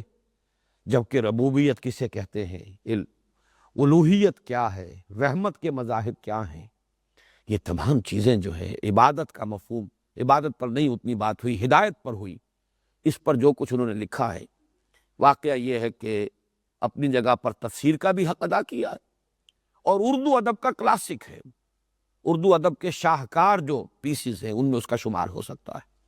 بہرحال ہمیں تو جو اصل مضمون ہے اس سورہ مبارکہ کا وہ میں آج بیان کر چکا ہوں۔ اب ہمیں آیات اور الفاظ کے حوالے سے یوں سمجھیے کہ اس خاکے میں صرف رنگ بھرنا باقی رہ گیا۔ الحمدللہ رب العالمین۔ الحمد، الف لام جسے لام تعریف کہا جاتا ہے، اکثر و بیشتر تو اس پر اتفاق ہے کہ یہ لام استغراق یا لام جنس ہے۔ کل حمد، تمام حمد، حمد کی پوری جنس۔ لیکن ایک رائے یہ بھی ہے، اور وہ آج جب میں غور کر رہا تھا تو اس میں بھی وزن نظر آیا، وہ یہ کہ یہ لام عہد ہے۔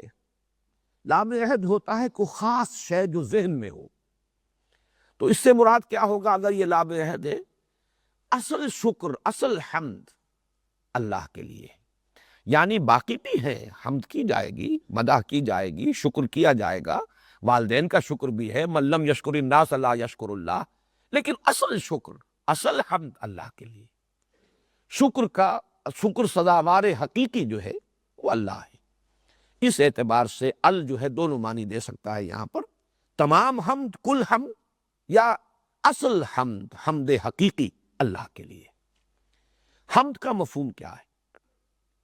عربی زبان میں کسی کی تعریف کرنے کے لیے، یہ تعریف اب میں بول رہا ہوں اردو میں جو ہم لفظ بولتے ہیں، اگرچہ یہ عربی کا لفظ ہے، اور عربی میں تعریف کے معنی ہے کسی چیز کو پہچانوانا، ڈیفائن کرنا، اس کی پہچان مقرر کر دینا، یہ تعریف ہے، معرفت سے بنا ہے۔ لیکن اردو میں ہم تعریف سے جو مفہوم لیتے ہیں، عربی میں اس کے لیے کئی الفاظ ہیں، حمد بھی ہے، مدح بھی ہے، شکر بھی ہے، ثنا بھی ہے۔ ان میں سے مدح کسے کہتے ہیں؟ عام ہے یہ کسی کی تعریف کی جا رہی ہو، یہ اردو والا تعریف، چاہے کسی ایسی چیز کی تعریف کی جائے کہ جو اس کے لیے اختیاری نہیں ہے، اللہ کی عطا کردہ ہے، یا یہ کہ اس کی اختیاری ہے۔ اگر اس نے علم حاصل کیا تو اس کی تعریف کی گئی، یہ بھی مدح ہے۔ اگر وہ حسین و جمیل انسان ہے، یہ تو اللہ کی عطا کردہ شے ہے، لیکن پھر بھی مدح کی جائے گی۔ لیکن مدح کے مقابلے میں حمد جو ہے وہ صرف اس چیز پر ہوگی جو اختیاری ہو۔ کسی نے محنت سے کوئی شے حاصل کی ہے، کسی کا اختیاری فعل ہے، کسی کا اکتسابی وصف ہے جو اس نے خود حاصل کیا ہے، تو حمد جو ہے اس کے لیے خاص ہے۔ غیر اختیاری جو چیزیں ہیں یا جو موہوب چیزیں ہیں، دی ہوئی ہے کسی کی طرف سے، اس کے اوپر حمد نہیں ہوگی، مدح ہو سکتی۔ اسی طرح لفظ شکر اور حمد کا تعلق کیا ہے؟ شکر کیا جاتا ہے کسی انسان یا ہستی کے اس وصف پر یا اس فعل پر جس سے شکر کرنے والے کو کوئی فائدہ پہنچاؤ۔ شکر کرنے والا جو ہے اس کی کوئی ضرورت پوری ہوئی ہے، اس پر کوئی احسان ہوا ہے، اس کی احتیاج رفع ہوئی ہے، اس کی کوئی تکلیف دور ہوئی ہے، تو وہ شکر کرے گا۔ جبکہ حمد اس سے کہیں وسیع تر ہے۔ یہ بات نوٹ کر لیجئے، قرآن مجید میں لفظ حمد یہ زیادہ تر شکر کی جگہ پر آتا ہے، اور احادیث میں خاص طور پر جو دعائیں ہیں، الحمدللہ الذی احیانی بعد ما اماتنی، اب یہاں جو ہے اصل میں یہ شکر کا مقام ہے۔ اس اللہ کا شکر ہے جس نے مجھے دوبارہ زندہ کر دیا، اس کے بعد کہ مجھ پر موت طاری ہو گئی تھی۔ یہ دعا ہے، دعا مسنون ہے، صبح جب آنکھ کھلے تو اٹھ کر یہ زبان پر الفاظ حضور صلی اللہ علیہ وسلم کے جاری ہو جاتے تھے۔ اسی طریقے سے کھانا کھایا آپ نے، آپ کی احتیاج یا ذوف محسوس ہو رہا تھا، ضرورت محسوس ہو رہی تھی، وہ پوری ہو گئی۔ الحمدللہ الذی اطعمنی وسقانی وجعلنی من المسلمین، اس اللہ کا شکر ہے۔ اب یہاں پہ نوٹ کیجئے، یہاں حمد در حقیقت شکر کی جگہ آیا، قرآن مجید میں بھی آیا ہے۔ حضرت ابراہیم علیہ السلام کا قول، الحمدللہ الذی وہب لی علی الکبر اسماعیل و اسحاق ان ربی لسمیع الدعاء۔ یہاں بھی اگر آپ لفظ تعریف کہیں گے تو وہ بات اس طریقے سے ادا نہیں ہوگی، اتنا مفہوم ظاہر نہیں ہوگا جتنا کہ لفظ شکر سے۔ اس اللہ کا شکر ہے جس نے مجھے اس بڑھاپے میں، اس ضعیفی میں اولاد عطا فرمائی، اور وہ بھی اسماعیل اور اسحاق جیسی اولاد عطا فرمائی۔ الحمدللہ الذی وہب لی علی الکبر اسماعیل و اسحاق ان ربی لسمیع الدعاء، اور یقیناً میرا پروردگار دعا کا سننے والا ہے۔ تو در حقیقت اس لفظ حمد کا جو زیادہ جز ہے، جزو اعظم، وہ شکر ہے۔ البتہ حمد شکر سے زیادہ وسیع ہے، اس لیے کہ شکر، جیسا کہ میں عرض کر رہا تھا، صرف اس بات پر کیا جائے گا جس سے آپ کی کوئی ضرورت پوری ہوئی ہو، آپ کو کوئی فائدہ پہنچا ہو، جبکہ حمد اس شے کی بھی ہوگی جس کے اندر کوئی خوبی ہے، خیر ہے، بھلائی ہے، کوئی کمال ہے، چاہے آپ کو اس سے کوئی فائدہ نہ پہنچا ہو۔ آپ تعریف کرتے ہیں، ثنا کرتے ہیں، مدح کرتے ہیں، حمد کرتے ہیں کسی شے کی، اس کے اندر یہ خوبی ہے، چاہے اس خوبی سے آپ کو کوئی فائدہ نہیں پہنچا۔ یہ پھول بڑا اچھا ہے، بہت حسین ہے، یہ شے بڑی حسین و جمیل ہے، آپ کو اس سے کوئی بظاہر فائدہ نہیں پہنچ رہا، کوئی آپ کی احتیاج رفع نہیں ہوئی، لیکن آپ تعریف کریں گے۔ تو گویا کہ اگر آپ اس لفظ حمد کو صحیح اس کا سینس چاہیں کہ واضح ہو جائے، تو لفظ شکر اور لفظ ثنا، ثنا صحیح مفہوم میں ادا کرتا ہے تعریف کا۔ اردو میں جب ہم کہتے ہیں تعریف، تو یہ لفظ عربی میں ثنا ہے۔ ثنا جو تثنیہ اسی سے بنا ہے، اور یہ مثانی اسی سے بنا ہے۔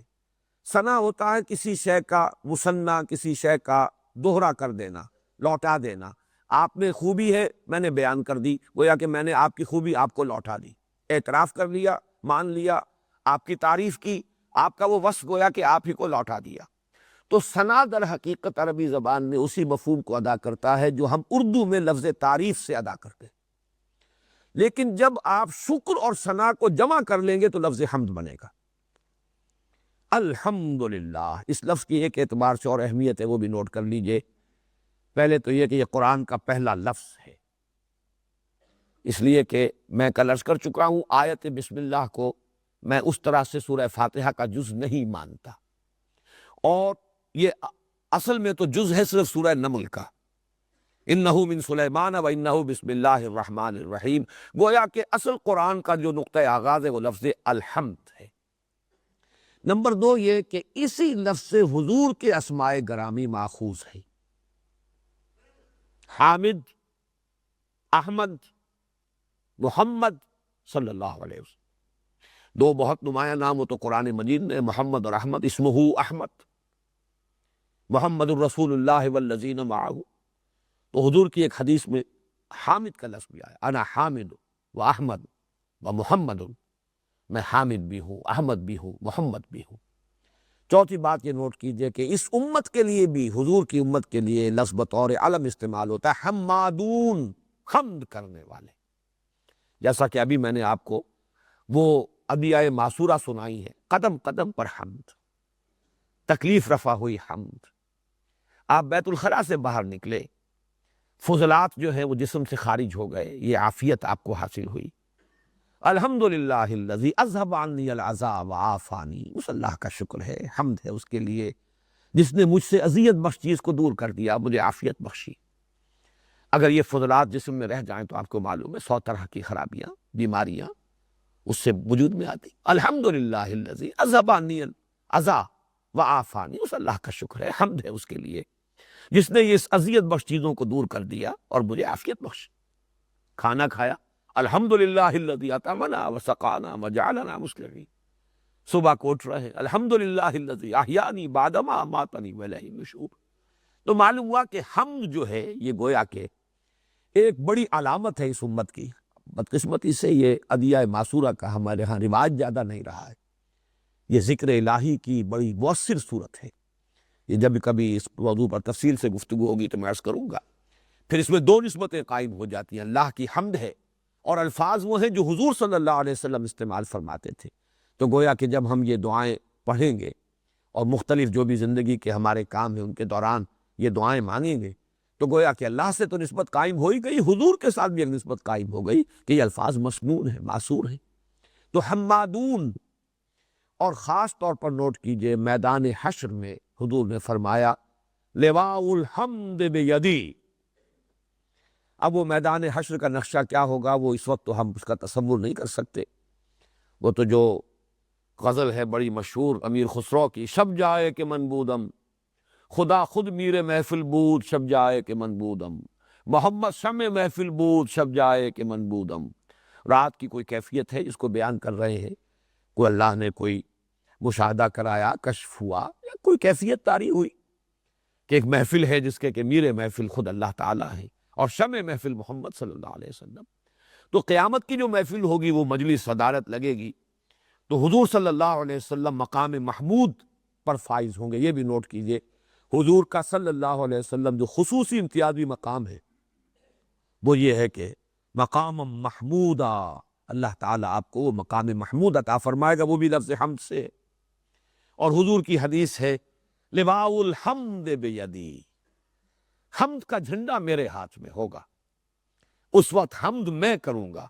اور یہ ٹکڑا بھی بہت قابل غور ہے کہ حضور نے اسی حدیث میں فرمایا ہے اس روز جو حمد میں بیان کروں گا اللہ کی وہ آج نہیں کر سکتا.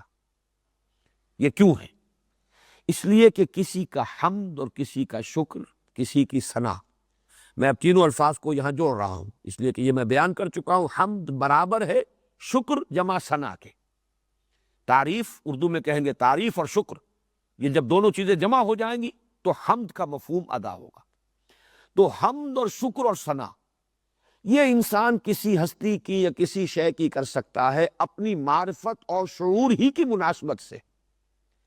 جتنا گہرا آپ کو شعور حاصل ہوا ہے اس کی قدر و منزلت کا، جتنا گہرا نقش آپ پر قائم ہوا ہے اس کی عظمت کا، جتنی معرفت کی گہرائی اور گہرائی اور وسعت آپ کو حاصل ہوئی ہے اسی مناسبت سے تو حمد کر سکیں گے نا.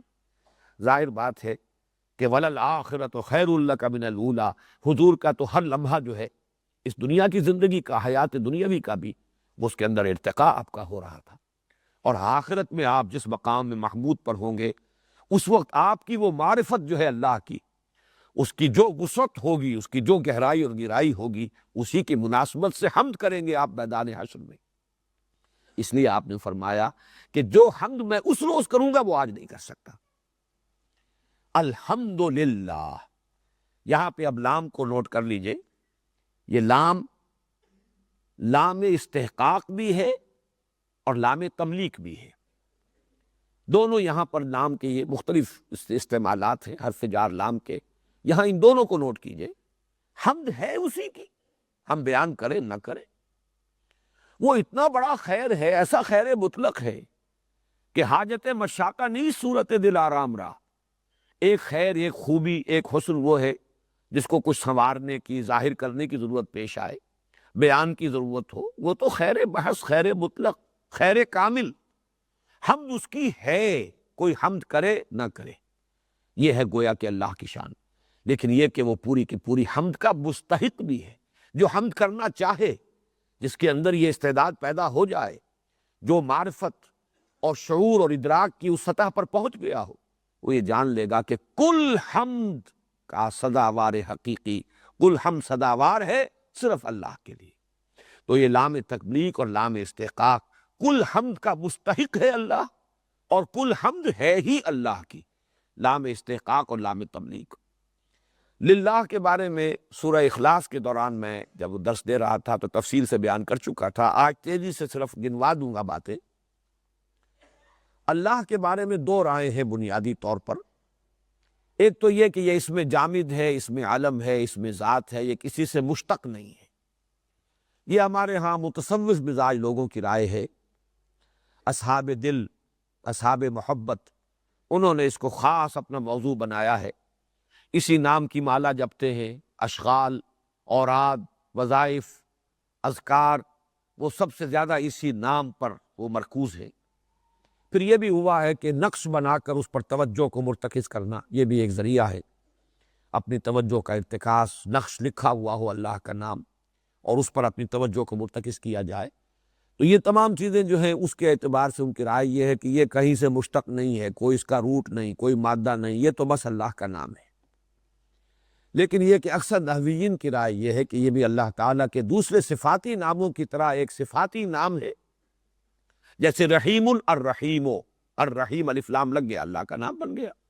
قادر القادر، قادر صفت ہے، نکرہ ہے، القادر معرفہ ہو گیا، اللہ کا نام بن گیا. اسی طرح الہ سے الالہ، اور یہاں الالہ جو ہے اس میں سے بیچ کا جو ایک حمزہ ہے وہ گر گیا.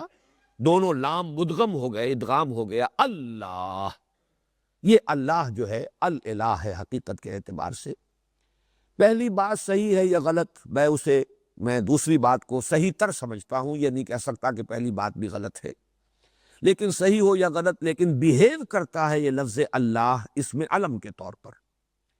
عربی زبان میں اگر کسی نام پر الف لام لگا ہے تو یا سیدھا اس کے ساتھ نہیں لگ سکتا، بلکہ وہ یا ایہا، یا انسانوں تو کہہ سکتے ہیں، یا انسان نہیں کہہ سکتے، یا ایہا الانسان، ایہا لگتا ہے، لیکن اللہ پر ایہا کا اضافہ نہیں ہوتا، یا اللہ۔ معلوم ہوا کہ اللہ جو ہے بیہیو کرتا ہے اس میں علم اور اس میں جامد کی حیثیت سے۔ البتہ میری رائے بھی یہی ہے کہ یہ مشتق ہے، الہ سے بنا ہے، اور الالہ میں ادغام ہوا ہے دو لاموں کا اور اللہ بن گیا۔ اب ذرا تیزی سے نوٹ کر لیجئے، تین رائے ہیں۔ اس الہ کے لفظ کا مادہ الف لام ہے یا واو لام ہے یا لام واو ہے، یہ تین آراء ہیں، لیکن ان کے مختلف استعمالات جو ہیں اس اعتبار سے واقعتاً یہ لفظ بہت ہی حقدار ہے کہ اسے اللہ کا اسم علم اور اسم ذات مانا جائے، کہ ان تمام مادوں کے جتنے استعمالات ہیں اس خوبصورتی کے ساتھ اللہ کی ذات پر، جسے آپ کہتے ہیں کہ یہ جامع پوری طرح اسی کی ذات پر راست آتا ہے، زیب دیتا ہے اسی کو، کہ اس تینوں مادوں سے جو تین ممکنہ مادے ہیں، تینوں مادوں کے جتنے ممکنہ استعمالات ہیں ان سب کا صحیح ترین اطلاق اللہ کی ذات پر ہوتا ہے۔ مثلا الف لام ہے سے الہ یا الہو، اس کے معنی ہے عبادہ، کسی کی بندگی کی، کسی کو پوجا، اسی سے لفظ معبود بنا ہے، اور اللہ کا ترجمہ عام طور پر معبود کیا جاتا ہے، لا الہ الا اللہ، اللہ کے سوا کوئی معبود نہیں۔ اسی طرح الہ یا الہو، اس کا ایک مفہوم ہے تحیرہ، متحیر ہو گیا، حیران و ششدر رہ گیا۔ تو واقعہ یہ ہے کہ اللہ کی ذات وہ ہے جس کے کنہ تک پہنچنا کسی انسان کے بس میں نہیں، تحیر کے سوا کچھ ہاتھ نہیں آئے گا، اس کی ذات کو جاننا جو ہے وہ انسان کے بس میں نہیں ہے، ممکن نہیں ہے، عقل کی رسائی وہاں نہیں۔ تحیر، فلاسفہ کا تصور جو ہے وہ یہی ہے، وہ ذات جس کے بارے میں ہم کچھ نہیں سمجھ سکتے۔ اسی طریقے سے الہ اور الہ یہ دونوں آ جاتے ہیں، لیکن الہ کا اگر اس کے ساتھ اضافہ ہو جائے تو کسی کا کسی کی طرف لپکنا۔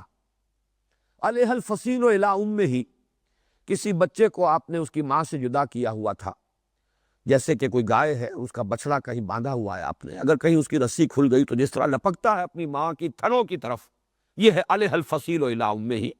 وہ جو ماں سے بچھڑا ہوا بچہ تھا، لپکا، دوڑا، وہ بہرحال اس کی ایک ضرورت بھی ہے، اسے دودھ بھی پینا ہے، اس کی ایک مامتا بھی ہے، اس کی اپنی ایک محبت بھی ہے، تو اس کے تحت کسی کی طرف لپکنا یہ بھی الہ یا الہ الہ کا مفہوم ہے۔ تو یہ بھی گویا کہ اللہ تعالیٰ کی ذات کے لیے صحیح ترین تصور ہے۔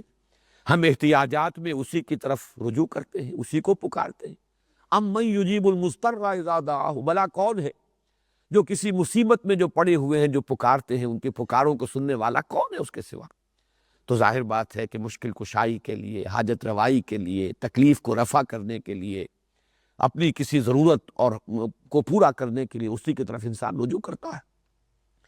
اسی طرح ولہ جو ہے ولاہن سے بنا ہے، اور اس کے معنی کیا ہے؟ فرط محبت۔ اس میں اردو میں بھی لفظ آپ استعمال کریں، والہانہ عشق، اور واو اور الف یہ چونکہ آپ کو معلوم ہے حروف علت ہے، یہ ایک دوسرے کی جگہ بدل جاتے ہیں۔ والہ الہ یہ گویا کہ ایک ہی مفہوم ہو جائے گا اس کا۔ تو والہانہ جس سے انتہائی محبت ہو، یہ معاملہ بھی اللہ تعالیٰ ہی کی ذات پر یہ جامع راست آتا ہے، اسی کو زیب دیتا ہے۔ والذین آمنوا اشد حبا للہ، جو سب سے بڑھ کر محبت کے قابل ہے۔ محبتیں اوروں سے بھی کرو، اولاد سے بھی کرو، والدین سے بھی کرو، وطن سے بھی کرو، بھائیوں سے بھی کرو، لیکن سب سے بڑھ کر اشد حبا اہل ایمان جو ہے وہ اللہ کے لیے ہوتے ہیں۔ والذین آمنوا اشد حبا للہ۔ ایک رائے یہ ہے کہ یہ لام واو یا لام یہ ہا ہے، اس کا مطلب کیا ہے؟ اس کا ایک مفہوم ہے پیدا کرنا، خلق، تو اللہ خالق ہے۔ دوسرا مفہوم ہے ارتفاع، لاہا، لاہا یلوہ، ارتفاع، بلند ہو گیا۔ اسی اعتبار سے سورج کو دیوی مانا گیا اور دیوتا مانا گیا، بہت بلند ہے۔ تو واقعہ یہ تبارک و تعالی بلند و بالا ہستی اللہ کی ہے۔ اور سب سے پیارا مفہوم اس لاہا یلوہ میں ہے احتجابا، چھپ جانا، پردے میں آ جانا۔ تو واقعہ یہ ہے کہ اللہ تعالی غیب کا پردہ اس نے اپنے اور ہمارے مابین حائل کیا ہے، چھپا ہوا ہے۔ وہ میں نے جو آپ کو شعر سنایا تھا اصغر گونوی کا، ردائے لالا اگل پردہ ماہو انجم، جہاں جہاں وہ چھپے ہیں عجیب عالم ہے۔ تو در حقیقت اللہ تعالیٰ کوئی معشوق اس پردہ زنگاری میں کہیں چھپا ہوا ہے۔ اگرچہ اس چھپے ہونے کے اعتبار سے بڑی پیاری بات ہے جو امام راضی کی میں نے اس سے پہلے بھی کوٹ کی ہے، مجھے بہت ہی پسند ہے ان کا جملہ۔ کسی کا چھپ جانا دو اعتبارات سے ہوتا ہے، ایک تو یہ کہ وہ خود مخفی ہو، چھپا ہوا ہے، ایک یہ کہ اس درجے ظاہر ہو جائے کہ نگاہیں تاب نہ لا سکیں۔ جیسے کہ آپ کو معلوم ہے سورج شام کے وقت جب اس کی روشنی وہ پھیکا پڑ جاتا ہے، مدھم پڑ جاتا ہے، تو اب نظر آ رہا ہے آپ کو، اس کی آؤٹ لائنز نظر آ رہی ہے، وہ ٹکیا دی کرمزن ڈسک وہ نظر آ رہی ہے، اس کی آؤٹ لائنز بھی آپ نے معین کر لی، یہ سورج ہے۔ لیکن جب اپنی پوری شدت پر ہوتا ہے تو آپ تاب ہی نہیں لا سکتے، چکا چوندھ ہو جاتا ہے، آنکھیں دیکھ نہیں سکتی۔ تو ایک روپوش ہونا ہے شدت ظہور کی وجہ سے۔ تو امام راضی کی الفاظ بہت مجھے پسند ہیں، فَسُبْحَانَ الَّذِي احْتَجَبَ لِشِدَّتِ ظُہُورِهِ، پاک ہے وہ ذات جو اپنے شدت ظہور کی بنیاد پر کی وجہ سے وہ چھپ گیا ہے۔ ہماری نگاہیں اس کے جمال کی تاب نہیں لا پاتی، وہ اس لیے ہم سے چھپا ہوا ہے کہ ہماری آنکھیں جو ہے چکا چوندھ ہو گئی ہیں اس کے شدت ظہور کی وجہ سے۔ اور یہی در حقیقت شرح ہے اس کی کہ اللہ تعالیٰ کے یہ دو اسماء ہیں، الظاہر بھی ہے الباطن بھی، هو الاول والآخر والظاہر والباطن۔ وہ ظاہر اتنا ظاہر ہے کہ کوئی اس سے بڑھ کر ظاہر نہیں، لیکن باطن ہے اور اتنا باطن ہے کہ اس سے زیادہ مخفی کوئی نہیں۔ تو هو الاول والآخر والظاہر والباطن، تو یہ جو چھپا ہونا ہے اس کا، یہ احتجابا، یہ لاہا یلوہ اگر اس کا مصدر ہے اور اس کا مادہ ہے تو یہ مفہوم ہے۔ اب یہ تمام تصورات میں نے آپ سے عرض کیا کہ لفظ الہ کے یہ تین ممکنہ جو اس کے روٹس ہو سکتی ہیں، الف لام ہے، لام واو ہے، واو لام ہے، ان سب کے اور جتنے ممکنہ استعمالات ہیں وہ سب کے سب جس ذات کے اوپر منطبق ہوتے ہیں وہ صرف ذات خداوندی ہے۔ اس اعتبار سے اگر کوئی کہے کہ لفظ اللہ اس ہستی کے لیے اس میں علم ہے یا اس میں ذات ہے تو میرے نزدیک اس میں کوئی مبالغے کی بات نہیں ہے۔ ہم نے صرف پہلی آیت کا بھی ابھی نصف پڑھا ہے، الحمدللہ، اگرچہ جملہ مکمل ہو گیا